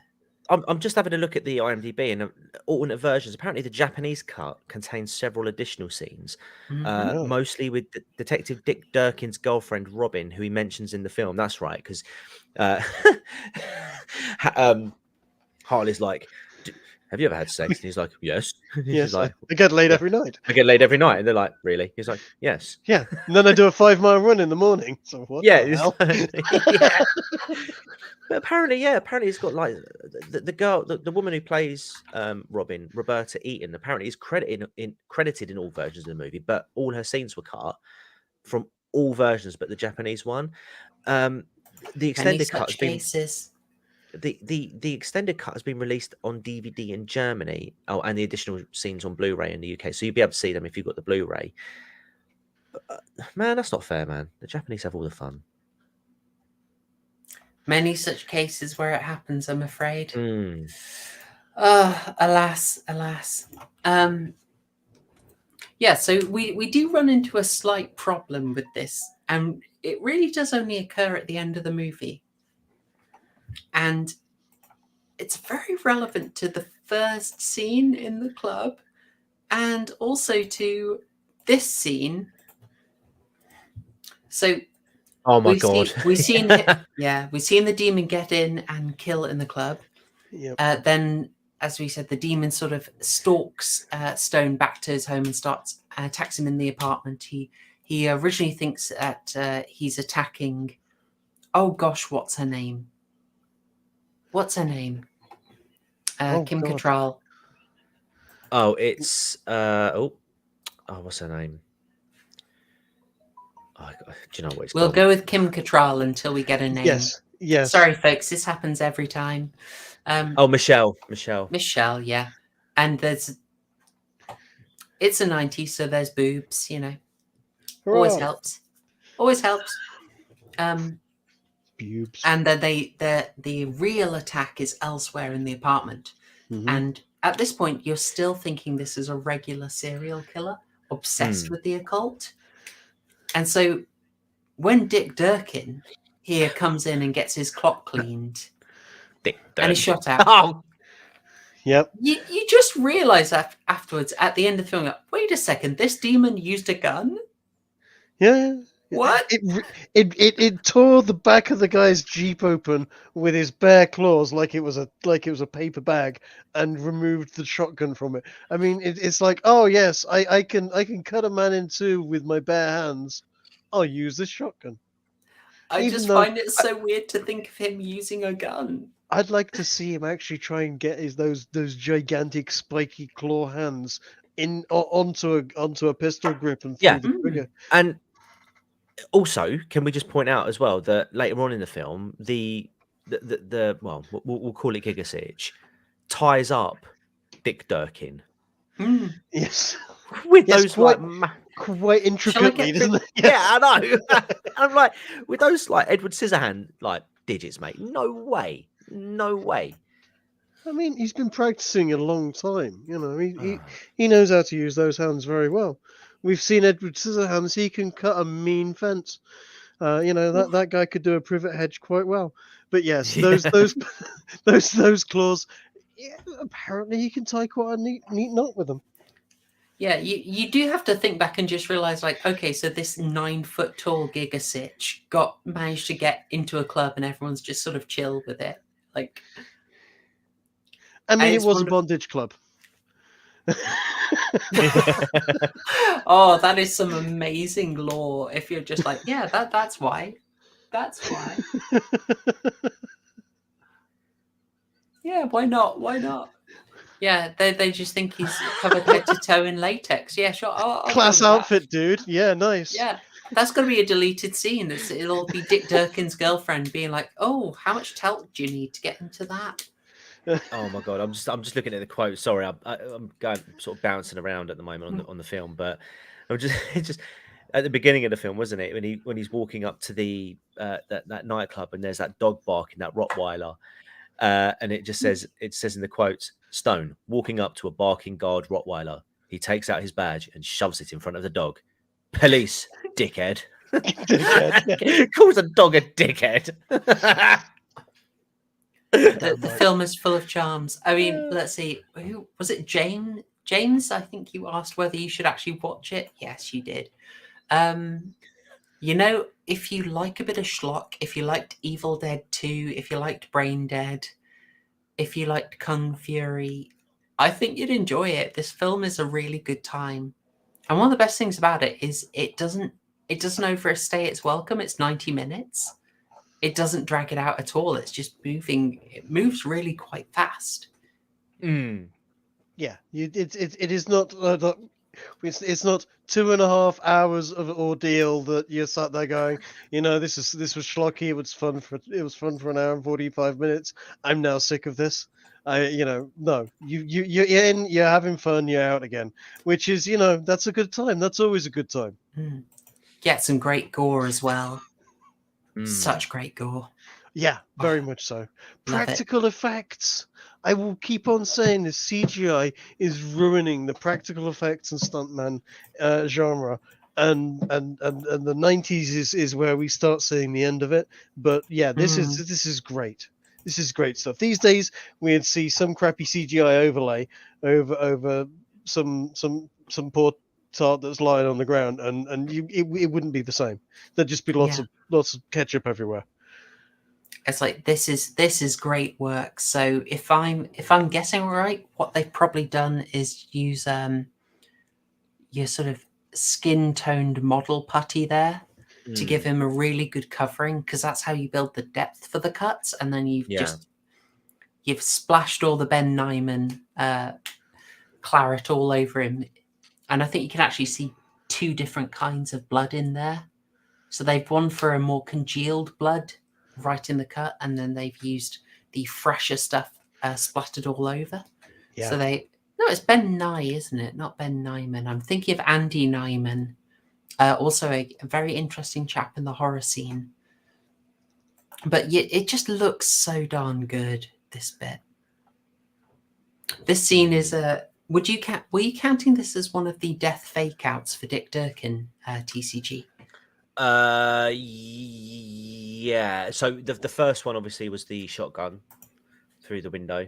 Getting shot through the window. The second one was when he hears a disturbance and then he goes off, and you think, oh, he's going to be dead, and then he's tied up in the back, and then the third one later on when they're going through like the sewers and he falls down, much like Harley Stone's last partner, because that was, and again, as Trig rightly points out, very sort of like cop buddy cliche. His previous partner met a gruesome end, and so he couldn't work. He couldn't work with another partner moving forward. He could only work alone. They only work alone. Work alone. I'm still going through these quotes. Thrasher, how many weapons are you carrying besides this cannon? Stone, an MP15. Thrasher, what else? Stone, a Glock 50. Thrasher, and Stone, an A3 assault shotgun. Thrasher, if that's not paranoid, I don't know what the fuck is. I'm surprised you don't have a grenade launcher. Stone, I couldn't get a permit. I know. I absolutely adored this bit. It's another fake out. There's just a sudden sound of mass shooting. And then you come back and Dick Durkin here with one of the massive cannons that they've liberated from the police station that no one follows up on. Because this film is so good. He's just blasting it. And what does he say? I saw a rat, so I shot it. Oh, yeah. I missed the rats. And it's like, this is where they've got...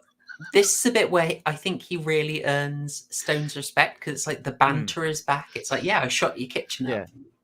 Yeah, brilliant. What are you going to do? Yeah, I've got the quote here. Yeah, so he goes, I saw a rat, so I shot it. And he's like, you shot my kitchen, that's what. Dick Durkin, I missed the rat. And then Stone holds up, like you say, he holds it up. You mean this one? And then he was like... He just goes, cool. See, the plot may have some absolutely massive juggernaut-size holes in it, but you can't be mad at this film. It's such a good time. I loved it because I didn't have to think. And as I've always said before I started doing these streams, I never sat down and like deep thought films. I would just sit there and just tune out for 90 minutes or however long it was. And I really felt like I could do that with this film. I didn't need to think about it. There's no deep message in this film.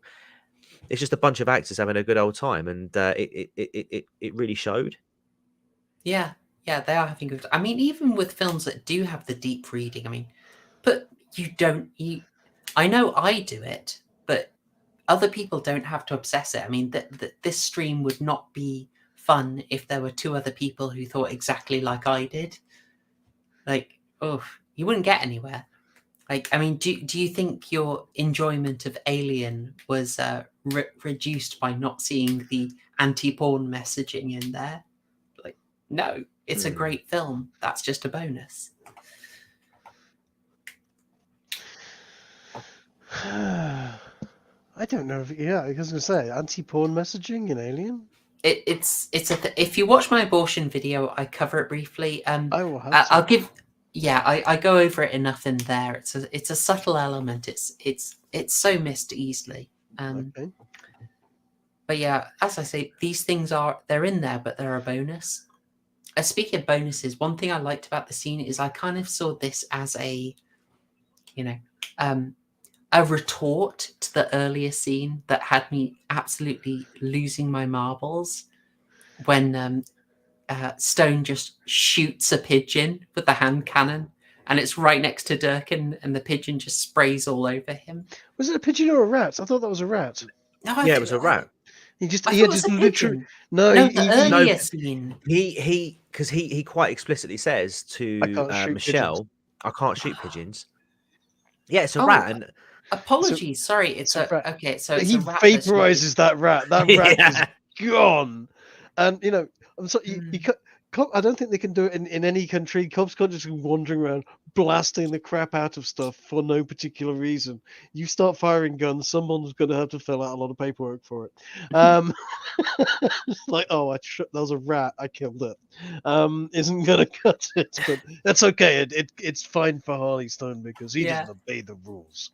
And it does, okay, that actually strengthens it, because here you've got Stone starts off by sort of blasting rat gore all over Dick Durkin, and then later, once they've bonded a lot more, Durkin's just like, I shot your kitchen up. There was a rat. I mean, let's be fair. Looking at the kitchen post shooting the crap out of it, it doesn't actually look that different from how it looked before he shot the crap out of it. He's probably just saved him some washing up. True. Like he does washing up. Can I just say those guns, those multi-barrel assault shotguns, are so not real. Yeah. It's a shame. I would love that to be a real gun, but where does the ammo go? Because it was like those fire 650 rounds a minute, assault shotgun. And I'm thinking that's great. Where's the ammo? Because there's a tiny little box under there that would hold maybe 20 rounds at most, which would be gone in, by my estimations, a second and a half of firing at that rate. Because 650 rounds a minute is 10 rounds a second. So there is no ammo for that, but that's fine. That's fine. I don't care. It looks great. It's sort of a minigun. Again, Terminator 2, minigun. This film, we haven't got a minigun. We've got a minigun shotgun thing that doesn't have ammo, and there's two of them with it. And have you noticed every time they burst through the door with them, we both got it. They're bursting through doors. Just take a look at how they burst through doors with those things. Every time there's a brief pause where they pose with the guns. Oh, they're definitely going for the cool vibe, and they absolutely know it. And it works. It's so fun. There are such great shots in it. So as we talked about, essentially the plot is reasonably simple. They're going around. Everywhere Stone goes, trying to track the killer. Later, the killer turns up. There is a gory heart extraction. You get some nice scenes. It moves closer to home each time until ultimately we're getting these occult symbols left. I don't think I showed you earlier. But there was it's this one left at the scene of the crime. Great little clue. With this, you really start to get the impression of the influence on David Fincher for Seven. Details it's like a triangle with a circle in it and a scorpion. Was it a scorpion? Yeah, Scorpio sign, isn't it? Yeah, this was up on the roof, and it reminded me of in Seven when there's a bloody clue left hidden behind something. As occult symbology goes, it's weak. I could do a lot better. It's an astrological symbol in there. Yeah, I used to date a witch a long time ago, and I was always kind of interested in occult symbology. Oh wait, we're okay. Hang on. Wait. We've got an hour until Super Nanny's on us. I have a question, Trig. You said you dated a witch. Yes. You were a teenager in the actual Wiccan. Yes. So you were a teenager in the 80s? Yes. Was it the 1580s? No. Okay. No. Just making sure. It's a short step from the Cure to the Coven. What can I say? I don't know. I missed out on watching Charmed as a kid because I was and then the chance to actually date one for real turned up, so I did it for a little bit. And the Craft did amazing things for the stock value of goth girls. What can I say? Goth girls and Wiccans with the let's wear floaty dresses, do interesting symbols, and then let's take some mushrooms we found in the field and go and dance around a fire naked. I'm in. Trust me, baby. Humphrey Gardner wrote about it. Amazing. Yeah. So this is built up. Eventually, I love this clue they get, and you might have to correct me because I started to think, what the heck is going on here? Did they really just do this? So my understanding is when there is the attack on the apartment block, if I can ever find it again, got it. There is an attack on the apartment block. I'm probably going to lose monetization for this, but screw it. How does this sign get on Dick Durkin? Because he just he's got his gun and he just sort of faints and then it's there. He doesn't Am I right? know. Yeah. So this is so he obviously gets this, or I assume that he had the carvings done after he'd got tied up, possibly knocked out or whatever. But the fact that he just doesn't notice it, or isn't like, "Ow, I'm in pain." Yeah, he's just like, oh no, I'm gonna Yeah, absolutely fucking kill this guy, and it's yeah. like, It's like, hold on a second, ah. your chest has been absolutely savaged. You've got 2 or 3 millimeter deep gouges taken out of you in a symbol shape. That and you're just like, no, I'm gonna kill this guy, and his shirt was only ripped in vertical lines. You notice that? Yeah.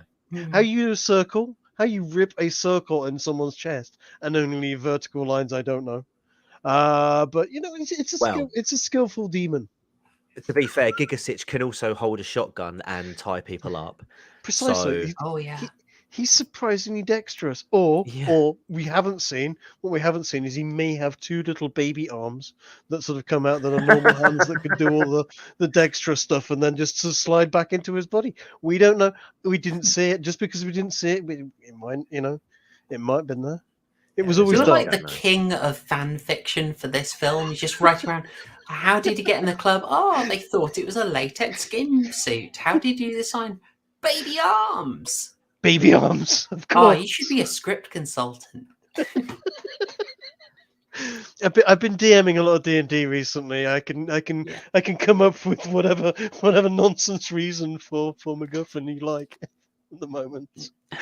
Oh, okay. Yes. So this clue I actually love. Okay, so the way they get this sign onto him is very spurious, but then relating it to a map of London, I absolutely loved. It's one of those balls out bits of screenwriting that you think, oh yeah, fair play. Oh, of Fair course. play. You've got a big scar on your chest. Let me just grab a map of London because that reminds me of this, even though it looks nothing like anything on London at all. Oh, yes, it's clearly this bit. That means he's there. Let's go to this place and get him. But, without that, they wouldn't have got that. So it was a good MacGuffin. Why not? Don't think too much about it. It's not a film where you have to think too much about it. Don't think too much about it. It has got a heck of a lot of like this energy, Okay. Yeah. Why not? Yeah. That's how they draw that map. I love Yeah. it. And they fall down. They have a cameo from an interesting guy, the rat catcher. I did not Yes. follow that massively. I didn't follow who the chap was. Did you He's guys get that? I didn't recognize. I do recognize the actor. I don't know his name. He was the same guy that. Have you ever seen Tango and Cash? Yes. He's the No. Oh my same god! guy. You know what? He's the I- guy I- that does all the gimmicks for Tango and Cash. Yeah, I was thinking, right, and this has got nothing to do with the actor, but when you were thinking of like buddy cop films or cop buddy films, Tango and Cash was one of the names that came up, but I never connected it to. Just looking it up now. Oh, Michael J. Pollard. Stunkingly was the good guy's film. name. Tango and Yeah. Cash was great fun. Cherubic, wispy-haired looks made his typecasting as impish or eccentric characters somehow inevitable. The pint-sized Michael J. Pollard was born the son of a bar manager of Polish ancestry. Then it's not really interesting, but It's interesting he got like the special credit there, which I think Mergit's probably got Yeah. a character actor. Yeah, always plays a bit. like Yeah, Christopher Walken. So we end up in our finale. They've tracked them down into the disused tube station. Classic. It is flooded, so they are consistent, And but not then- that flooded though. It's flooded a bit. I mean, you know what? Waist height at some points. At one point, his partner does do the disappearing act that his old partner has done. Oh, right. Do you think that bit? Yeah, when he just sinks. I'm thinking the Vicar of Dibley was inspired by this. Possibly. Yeah, it's just boom, gone. That said, have you ever done that? I've done something similar to that where it's My mum has done it. You're in deep water and it's sort of knee high or waist high, and then you suddenly step over a ledge of something and you boom, you're gone. You're underwater. Whoa, what the hell? Yes. My mum actually did this when we went to Jersey back in the mid-90s. We went to this beach and there was like a crescent of rocks that you could like walk around, And so me and my mum are going over them, and then after a while, she's like, "Oh, I'm not really feeling my balance here." She's like, "Oh, I might get off. Oh, this spot looks good," thinking that it's like a shallow part of the water. And so she's jumped in and literally like Vicar of Dibley's gone completely waist high. And I thought she was going to go under like happens in this film. Speaking of them going under, can we just talk about the complete and utter lack of response or reaction from Harley when he has the flashback to his old partner? Like Yeah, he goes underneath, yeah. and he's just sort of standing there like, Don't do that There's- again. yeah, there's no reaction. He's like, what was it? What was his partner's name? His original partner. Yeah, his Oh, original God. partner. What was his name? Um, R. I'm gonna have to check because I I feel like never it begins with remember R. any. I feel like Oh. it begins with an R. I'll find it. But yeah, we're terrible with names. Oh, Foster. apparently. Foster. Not- Foster. It was yeah, Foster. Foster. Yeah. Foster goes underneath, and there's just no reaction from from Harley Stone. I'm just like, why are you not reacting? Do something. he He just just sort of looks around a bit. he doesn't even. And- Yeah, I mean, like just barely. He makes up for it. They put all the reactions in this end scene. You know, it's high intensity. Yeah, I mean, it's just I just found it so funny. Yeah. There's some stuff I really, again, I'm having a time. It's nice pointing out the schlock, but there are moments in this I really liked.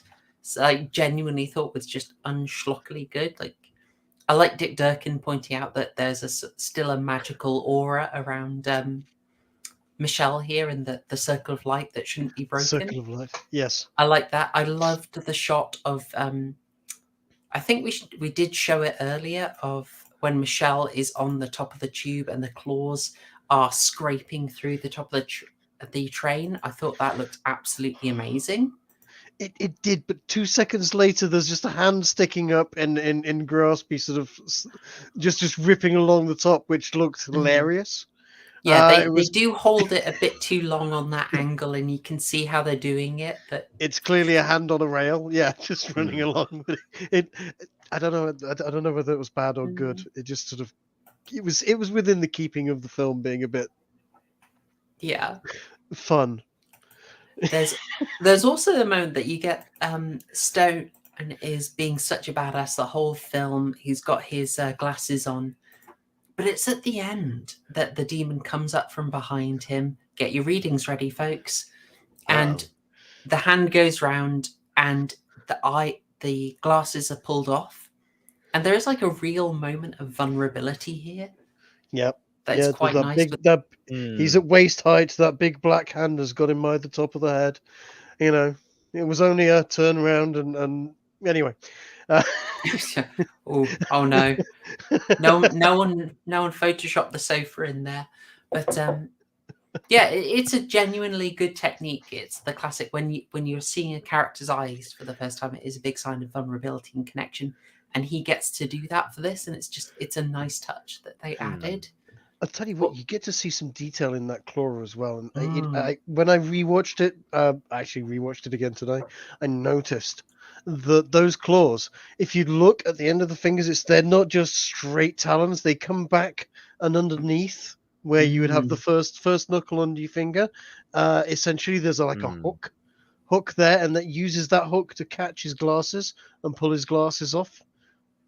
So the fingers don't grasp around, it just uses this little hook that's on the underside of the hand that's built into the finger to pull his glasses off. It's a nice detail because those hands would be difficult to be dexterous with, but that little addition does allow a bit of dexterity with those hands. They have actually thought about a few details that you might immediately be critical of, but No, definitely. I mean, the design in a film that is so deliberately schlocky, you know, the creature design is absolutely amazing. I mean, it's really good. Yeah, folks, I've tried to get you full body shots of the creature, but really, they're not really around there. You get the briefest looks, and so I thought I'd much rather focus you on the few shots we have where you have that real close-up detail of the gigasitch. Oh, I mean, that's just amazing. It's sort of puts Venom to shame, and as you can see in TCG's image there, his avatar, there's this very 90s eye covering. There's like a nice little touch in there. Oh. Definitely. I'm gonna change that out for something in a moment, but you carry on while I go look for it. Yeah, groovy. I mean, the question I've got is actually was things like Venom and so on were they? I mean, I suppose were they before or were they after this? Because I'm actually not very good with my Marvel and American comics. It was not something I've looked at. And this imagery, I mean, certainly it's been inspired by Alien and Aliens, and there's that Geiger-esque sort of touch to his look. But I mean, I wonder how much this is actually also influenced, because it was a fun film. When I saw this the first time back in the early 90s when it first came out, I saw this at the cinema. I snuck into the cinema and watched this. I didn't sneak into cinema. I pay for your cinema tickets, guys. And then you go into the did you pay for the cinema ticket for a different film that you're allowed to see? Of course. And then sneak into this one? Yeah. You go, oh, I'll get a 15 rated, and then go into the of course. Classic weeks. Yeah. Good times. Right, so Venom, just so you know, Venom debuted on issue 252 of the Amazing Spider-Man. That was May 1984. Okay, and it's quite interesting that the Venom sort of comparison is made, given that Dick Durkin is such a huge comic books fan. So, yeah, I do think it would be unrealistic to think that there wasn't that influence there behind the making of this. It is very Venom and Alien have had a love child. Yeah, definitely. Looks so good. I mean, I'm just in a bit awe of this design. I'm trying to think back to what it's related to. I am just getting sort of Alien from that, but it looks so good. It's really good. The oversized mouth, that inhumanness. It's brilliant. It's the same idea that Peter Jackson had when he was doing the mouths of Sauron in Return of the King, digitally widening the mouth, which makes it look so sinister. Oh, it's brilliant stuff. Let me rip your heart out and bite a chunk out of it. I have a friend I want to prank with the rest. Gosh, they deliver a mighty punishment onto that thing. Like, not only do they blast it apart, you know, they Durkin throws a grenade on it. They finally got that grenade permit. That grenade exploded 4 or 5 times and totaled not a bit of one carriage, but the entire 2 carriages of an underground train. That was very, very classic. Hollywood grenade. Grenade, yeah. But after shooting the living daylights out of it, blowing it up, they then was like, right, there's a mains cable. Let me just grab that. Give me some slack with that. Eat this. Yes. He is dead. He's then gunned down again. That's not enough, though. That's not. Oh, also, immediately after the explosion, I do have to point out it's just one of those weird details. Like, they do the explosion, and oh gosh, where is it? Yeah, I've got this saved as y.jpg. The explosion happens, and Rutger's like, well, you know. Oh yeah. Smooch. Oh yeah. Smooch. Let's just absolutely. make out. Let's get macking. He's probably dead. Come on. We've blown him up. There's time for second base. Oh, it's such a weird little moment that they just go for it. I mean, you know, you're there. Why not? Yeah. It's TCG, Catrall, you found this wonderfully disturbing thing. Oh goodness! And what is this? And why? So this is the Batman who laughs. He's a fictional supervillain from the DC universe. Basically, I think it's the Dark Universe. So basically, Batman kills the Joker, but when he kills the Joker, he gets infected with like this Joker toxin that essentially turns him evil, and he ends up taking over the multiverse and all that stuff. But what I found quite interesting was just how similar this character was in its appearance to That has Giga Judge Death. Sitch. That has Judge Death images as well. Do you know Judge Death? Yeah, Is that isn't it like 2000 AD? This Yeah. 2000 AD. You know when I said I don't know much about Marvel and DC comics, Mm. it's because I was reading the king of comic books, the proper 2000 British AD. stuff? Proper hardcore Judge Dredd fighting Judge Death, etc. And I still have some of those lying around. I used to have pretty much everything from episode 50 through till about sort of 700, but unfortunately they were left in several boxes in a damp garage for a few months whilst I was not there to supervise how they were kept, and they all went damp and rotten and moldy, and I am not at all salty about that, even though it happened 20 years ago, and I'm completely over it. Honestly, it means nothing to me. My equivalent is when I went to London initially, so way back in 2010, right? And I go into the Japan Centre, I see they have Yamazaki 18-year-old whiskey, and they were selling it for £99, and I thought, oh, intriguing, a bit rich for my blood. And that sells for £600 to £700 now. I'm like, oh dear.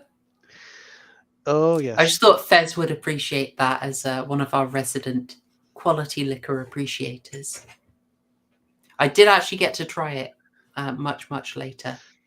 We got a bottle for the wedding, and oh my gosh, it was great. But we'd poured out drams for people, and anyone who hadn't finished their dram, I was like eyeballing it. Like, you need to down that. You need to finish it.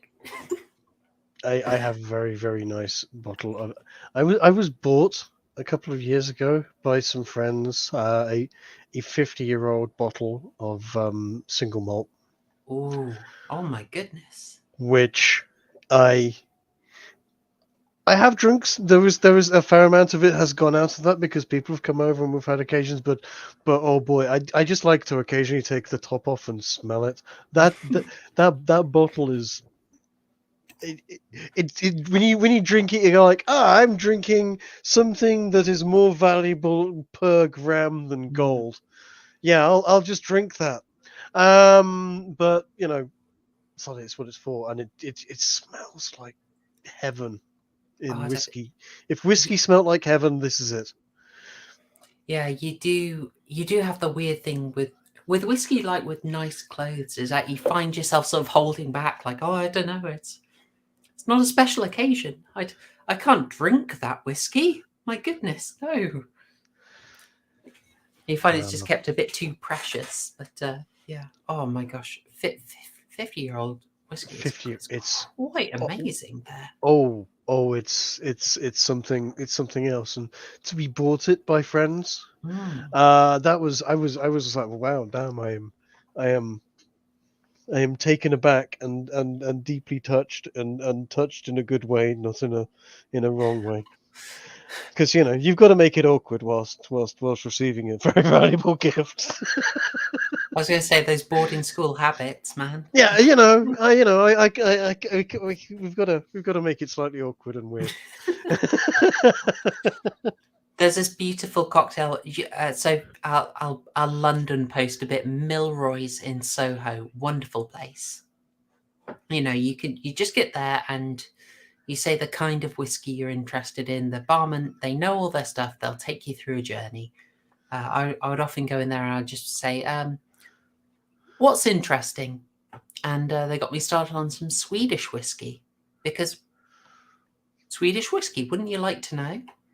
I'm intrigued. Oh yeah, it wasn't bad. It was a Svenska Ek was pretty decent, Indian whiskey, Iffy. Cannot recommend. Maybe mean, they'll get there. Maybe they'll the- get there. The Japanese whiskey is now very, very good. They got really into it. They bought all the Mm. barrels. They did all the right things, and it's now been long enough for them to have decent aged stuff. Something in Yeah. fact, here's an interesting one you've never heard of, and you know what? I'm almost tempted to buy some sherry barrels and have a crack at this myself because it Oh. might be a good retirement plan. Because who knows? Aged vodka. Because vodka is a throwaway drink that is, it's distilled and that's it. It's in the bottles and then it's into, some orange pop and some birds getting yourself in trouble with it. But you never think about aged vodka because, well, largely a lot of classifications of vodka is it's a colorless, tasteless alcohol. It does get you into a weird area where simplifying massively, like large to an extent, whiskey is vodka shoved in the right barrel. Yeah. To an extent. Yeah. So aged vodka is a bit weird, but if you try aged gin, and gin is just flavored vodka, it's been distilled with the right spices and herbs in there. That comes out amazing. So aged vodka, I'd be very interested to try. I've run it's a into good it shout. occasionally mentioned, and it's not a colorless liquid. I mean, I can talk about Zabrudska and Vishnuska and various other vodkas that may have some bison grass in it or what have you, but aged vodka looks like whiskey. It's got that dark tan to it, and it's been sat there in sherry barrels, or what have you. And I've not yet tried it, but I have some friends from Eastern Europe and those sorts of areas that have mentioned this fabled existence of this stuff, and I don't know. Maybe this is something I should be looking into. I'd suggest it's worth a punt. Why the heck Absolutely. not? We should probably finish the film, actually. So, Shall we finish the film? Yeah, why not? Distracted whiskey posting. I can get very distracted talking about booze. Yeah. So the reason I mentioned Milroy's all that way back was just because they've got this really lovely cocktail bar hidden down below behind a secret door. Wonderful if you ever fancy it. But when they're putting 10-year-old, 12-year-old whiskies in a cocktail, I would really struggle to order it because I just thought, no. I mean, it was delicious, but it's just like, you can't do that to a 12-year-old dram. Put it in a cocktail. Oh my gosh. Oh dear. Sorry. Whiskey posting will end. So they have blown the creature up, machine gunned it. Durkin's got his moment. There's been a cheeky snog, and then they haven't even seen the demon, but Stone is just like, hold on, no, not finished yet. And they electrocute him. You get this really cute moment between Durkin and Michelle that I absolutely love. And the way he just delivers his name, and it's so good. Just Dirk. He just has such fun saying his name to her, and she's so confused by it. Who wouldn't have fun? That's right. They're in the middle of an absolute gunfight with the devil himself. He's like, "Oh, we haven't met. We haven't been properly introduced." Dick Durkin. They do this weird shaking of hands thing going off in the middle of the. Great. I mean, fair play, but also weird. Great. I mean, the guy just has amazing delivery. So just absolute kudos to Neil Duncan. He was so good in that. I'm slightly disturbed by the knowledge that Kim Catrall was actually born in Liverpool. Imagine that. I disavow. You know what? You know what she's done? She has done well. Bless her heart, done well cheeky. to get rid of that accent. Oh, it's got a charm. I mean, maybe I just watch a bit too much Rob Agar, but I like a bit of a Scouse accent. Brings back those wonderful Red Dwarf memories. It does depend on how strong the Scouse accent is. Agreed. It is not the worst accent in England. That would be the Brummie accent. No contest, to be honest. No contest. So it's electrocuted, and then the heart is shot again, and then the heart's ripped out because gosh, you got to rip the heart out, and maybe does the job. Oh, and the heart isn't just ripped out then. The heart has to be shot at close range and exploded like a rat. Which, again, that would have Aw. taken his hand off at that rate. Clean off. Absolutely clean off. It's so beautifully over the top. Like, what are you going to do? It's just perfect. It's just perfect. You do not hold a thing in your hands and then shoot it with a gun. Oh dear, yeah. Fair play, but bubbles at the end. Bubbles in the in. Did you know the sunlight triangle, the sunlight downward pointing triangle as the bubbles coming up. You know, who knows? There may be a sequel on its way. No, there never was a sequel on its way. No. Alas, no. Alas, it underperformed. It seems that Split Second largely sunk into distant memory. The people who have seen it seem to love it, and good on them. Good on them. I can see what they saw in it. This is a little bit of an unseen gem. This is a film you could just put on for it, right next to The Running Man. Oh yeah. There's not a lot of thinking to be done, but there is a great time to be had watching this. It doesn't mess around. It doesn't. I'm weird about comedy movies. I find it really hard to sort of laugh for a long time or be amused for a long time. Like it's quite an intense mood. So when comedy films are long, I find them really exhausting. This judges it perfectly. It doesn't overstay the welcome at all. It does exactly what it needs to do with a heck of a lot of panache. Yeah, I will give you that. I mean, with comedy movies, I'm a big fan of the old kung fu movies, the old 80s, 70s and 80s, really hammed up, almost slapstick comedy kung fu movies. They're great fun. And Like Shaw Brothers? Yes, Sort of thing? yes, absolutely. Yeah. Shaw Brothers, and Golden Harvest, without a doubt. Just anything from those, with Jackie Chan, getting hit in the face and pulling a crossed eyes sort of look as that happens, and oh, I don't want any trouble. Jackie Chan is dangerous when he says he doesn't want any trouble. When he's really dangerous, he's holding a vase in his hand, and if he's got a baby in one hand, he's absolutely lethal. If he's got a baby in one hand, a vase in the other, and he doesn't want any trouble, that guy is going to kill everyone. And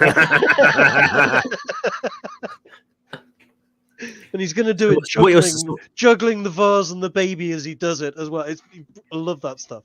So what you're saying is, who needs nukes when you could have Jackie Chan with a vase in one hand and a baby in the other? Oh, yes. You could send Jackie Chan to B&Q and he'd tool up. It's ladders, brooms, anything.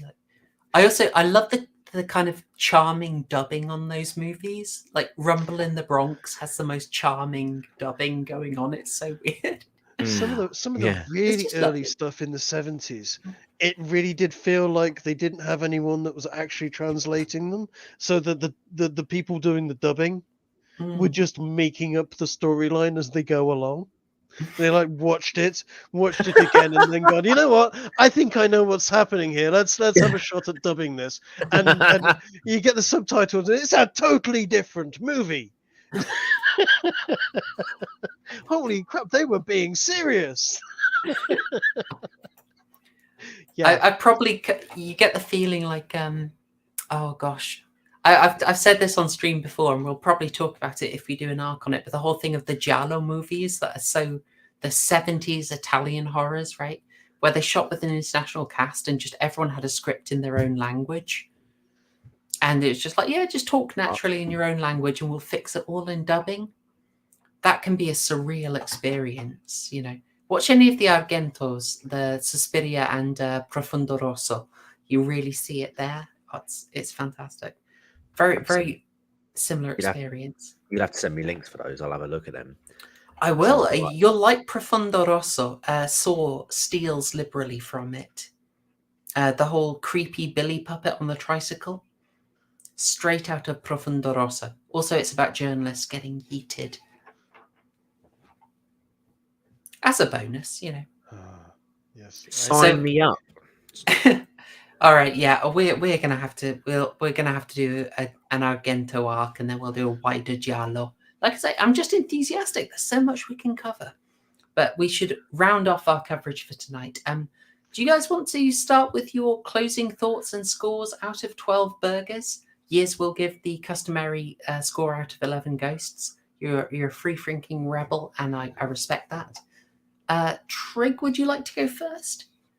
Oh, and chat, give us your scores as well. I'm going to give. I can't give it. It's too much schlock to give it a perfect score. But it's out of what? How many burgers are we talking about? Out of 12 burgers Out is of 12, the scale that we've never moved on from. I'm going to give it an 11 because I just love this movie so much. Because I can just sit there roaring with laughter throughout the whole thing because it's he's a cop that doesn't obey the rules. His partner was killed a long time ago and now he just works alone. He lives off coffee and chocolates and this is just so good. It's every single cheesy cop movie from the 80s thrown in with a bit of monster sci-fi, boiled down and formed into a perfect nugget of pure schlock. It's great. There is I would not change a single thing. If someone said rewrite this, reshoot it, I would say no, this is perfect. There is not a thing I would change. You got to say this knows exactly what it is, and it doesn't try and do anything else. Absolutely. Oh, the scores are coming in. This is high praise. I am going to have to make Haryan watch this because I need his feedback on this. I want to know if I was close. But let's get the scores up. TCG, would you like to follow up? Yeah, it's a 3 out of 12 for me. Nice try. Nice try. Do you know? Do you know what? I was genuinely really worried at the beginning that it was going to be something like that when I first started watching it because it just felt like it was all over the place, and I don't think I really sort of cottoned on as to what was actually happening with regards to sort of the direction they were going. And then as the film went on, and I realised this is more of a comedy horror kind of spoof, not spoof as such, but they just weren't taking themselves too seriously. And when I sort of realized that, okay, it's actually they're just going to be, they're just having a good time, I really appreciated this movie. I mean, I can forgive the plot holes, from the character flaws to the actual beast itself. I mean, there's one bit in it when they're in the morgue, aren't they? Oh. And they he recognizes the tie. He's like, Oxford, Oxford, yeah, Oxford, yeah. That's it. And then they look up and they can see that the beast is running like above them in the seat, like on the ceiling, and he's running on those like here? This scene? Yes, yeah. And you see the tiles that are the ceiling tiles. Right? Anyone who's anyone knows they're made out of like the flimsiest styrofoam. And yet this 10-foot, Christ knows how much it weighs beast is just, lightly running across the top of it. Like, it would have just come through. But do you know what? I don't care because it was fun. And I think there aren't many films out there nowadays that could just be fun. And show me the morgue that looks like this. This is the most morgue ever. I know. I mean, it is details like this, like for all that it's schlock, it's cheese. It's like it has got some really good design in it. I think this looks amazing. And the things like the creature design we talked about, some of the set work, some of the photography is really good. Especially with a really character like Rutger. It's all white. You've got the white, the plastic, the corpses hanging there in their plastic freezer bags, and then this man in black heavy hair. There is some really nice arty shots in it. Yeah, there is no doubt about it. There are some still scenes that look really good. Yeah. And yes. But if I was to give this film a rating though,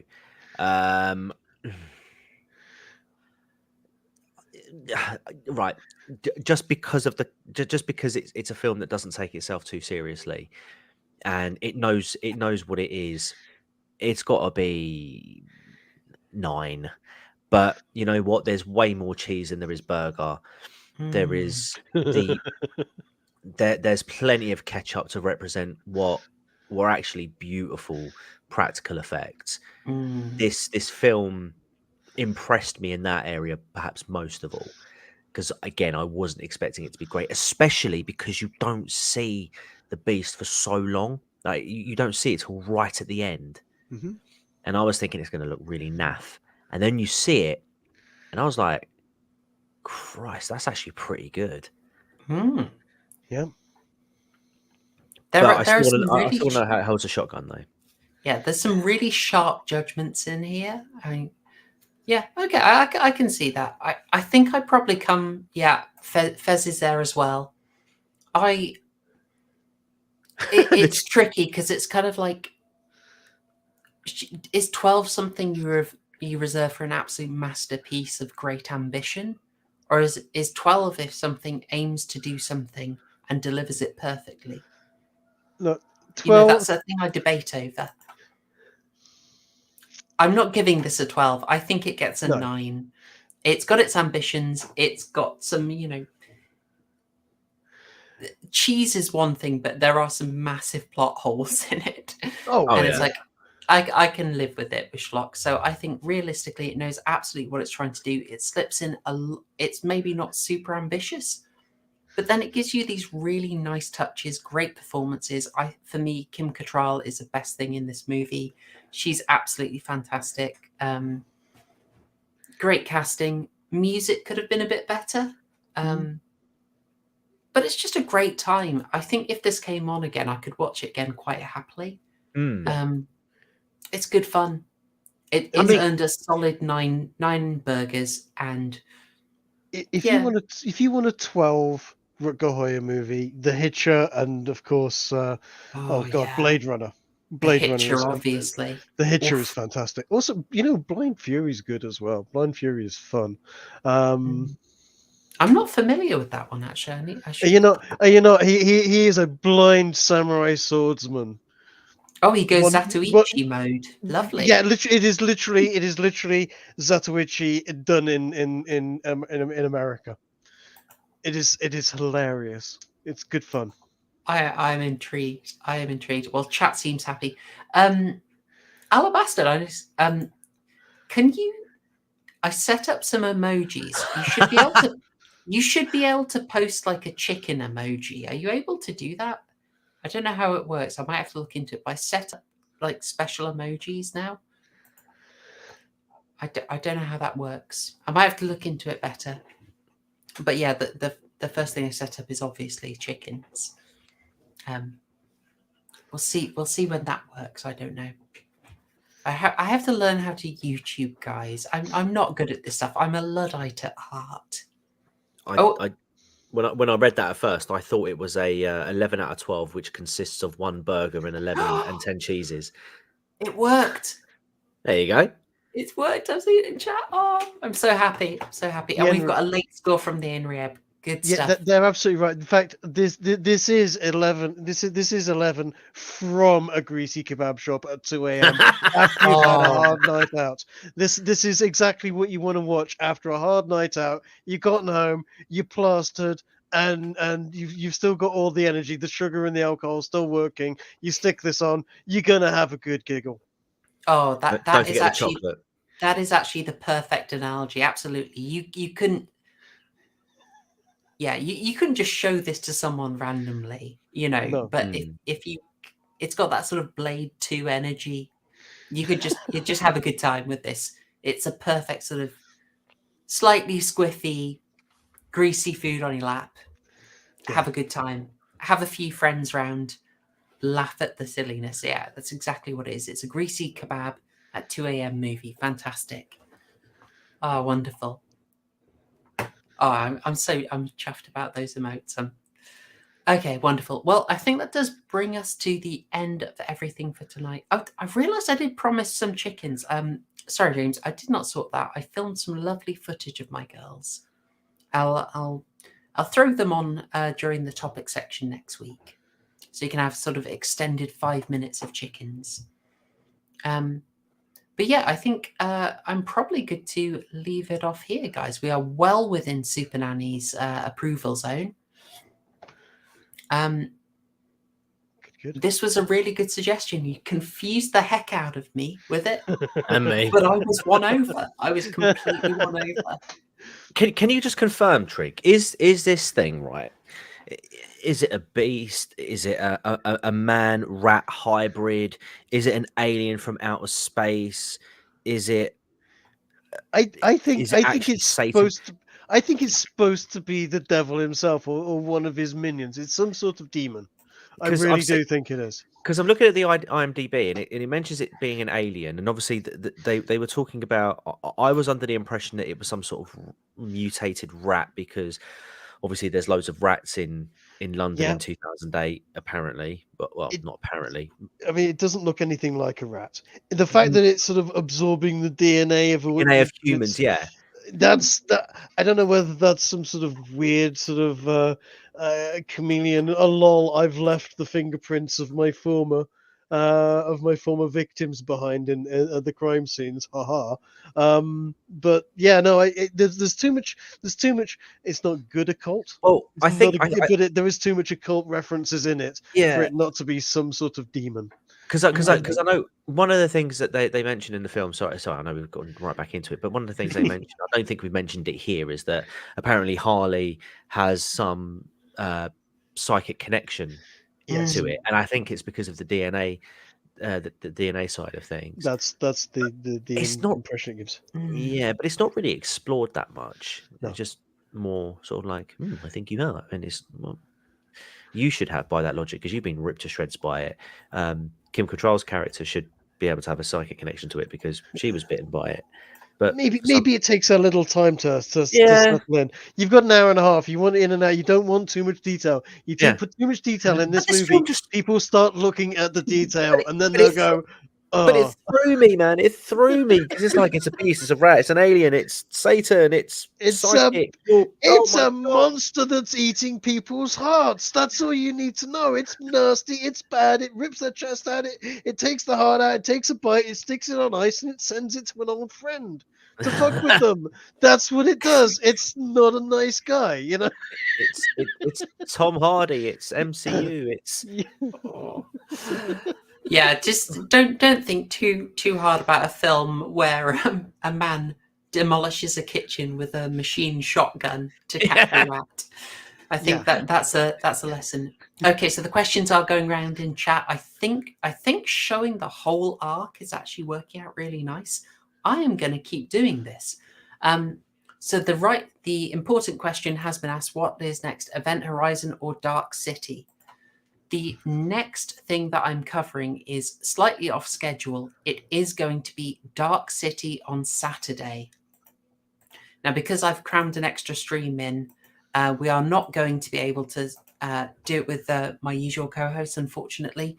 But I have returning guests who were on my St. Maud stream, Auron McIntyre and Last Things. I think most of you will know them. If you don't know Last Things, incredible channel, so good. I am ripping him off. He's brilliant. They're going to be on at Saturday, I think at 9 p.m. UK time. We're going to talk about Dark City. Now, I've got a special instruction for this one. If you are watching the director's cut, mute it for the first scene until it switches. It will be about 1 minute and 38 seconds. Mute it because the narration gives away massive revelations. And you don't want that. But you can avoid this whole issue by watching the director's cut, which does not have the opening narration, which the studio's forced on it. This is one of those films that, well, I'm not going to say too much about it. It's really fantastic. It's very underappreciated, and I think you're going to love it. I'm glad to see Last Things appreciation in the chat. And so we'll do that on Saturday, Dark City on Saturday, and Tuesday is going to be our coverage of Event Horizon. So I know that has been requested so much. So I'm glad to do it. I think I probably won't do a topic for that because I think we could say a lot about that film. So there you go. Dark City on Saturday. Try and watch the director's cut. Really great film. And Event Horizon for Saturday. And I think that is everything for us for tonight. So we have already got some shills out. I think I'm just going to reiterate and drop it one more time. TCG's live channel. You guys are fab. You know TCG deserves the love. Go and subscribe to his live channel. I'm going to be on there on Friday for some more Florida antics. And reiterating my thanks to Trigger Hippy, returning guest. Yeah. Fantastic having you back, man. Thanks for having me on. No, it's been a blast, and yeah, as I said, if you do Jacob's Ladder, Oh, I've give me a got your tap on name the down. shoulder. Jacob's Ladder, Human Centipede. You're down for both of them. Oh no, not Human Centipede. No, it means I've got to It's watch kind it. of a 2-for-1 deal. It's like they're kind of stitched Fine. together in a slightly awkward way, but it kind of works, you know. It's kind Fine. of like a Yeah. Oh no, I can't think of anything. Okay, fine. I'm game. I'm down for that. But thanks for having me on. And yeah, just to show. And if anybody does want to watch a me DMing a really, really dodgy D&D, where I try to terrorize my fellow players, by all means tune into my channel and watch that. That's all I'm doing at the moment. Yeah, thanks ever so much for having me on. It's been great fun. Fantastic. And TCG, good as always. Great observations. Always a pleasure. I'm glad you enjoyed this one. Yeah, it's fun. Really fun. Yeah. And thanks so much, chat. It's been busy. It's been lively. I think you guys really enjoyed it as well. So I'm really glad to see that. And I hope you come around for the next 2 streams, the final 2 streams in our 90s sci-fi horror arc. But also join us on TCG's live channel on Friday for some light-hearted Florida Man fun. Yes. And spread the abortion messages video around. I want that seen by everyone because Susan does not want people seeing it. I cannot think why. I'm going to leave it there, folks. All right. Thanks, y'all. Oh, and enjoy the rest of your week. Thanks, y'all. Cheers. #ShowGang.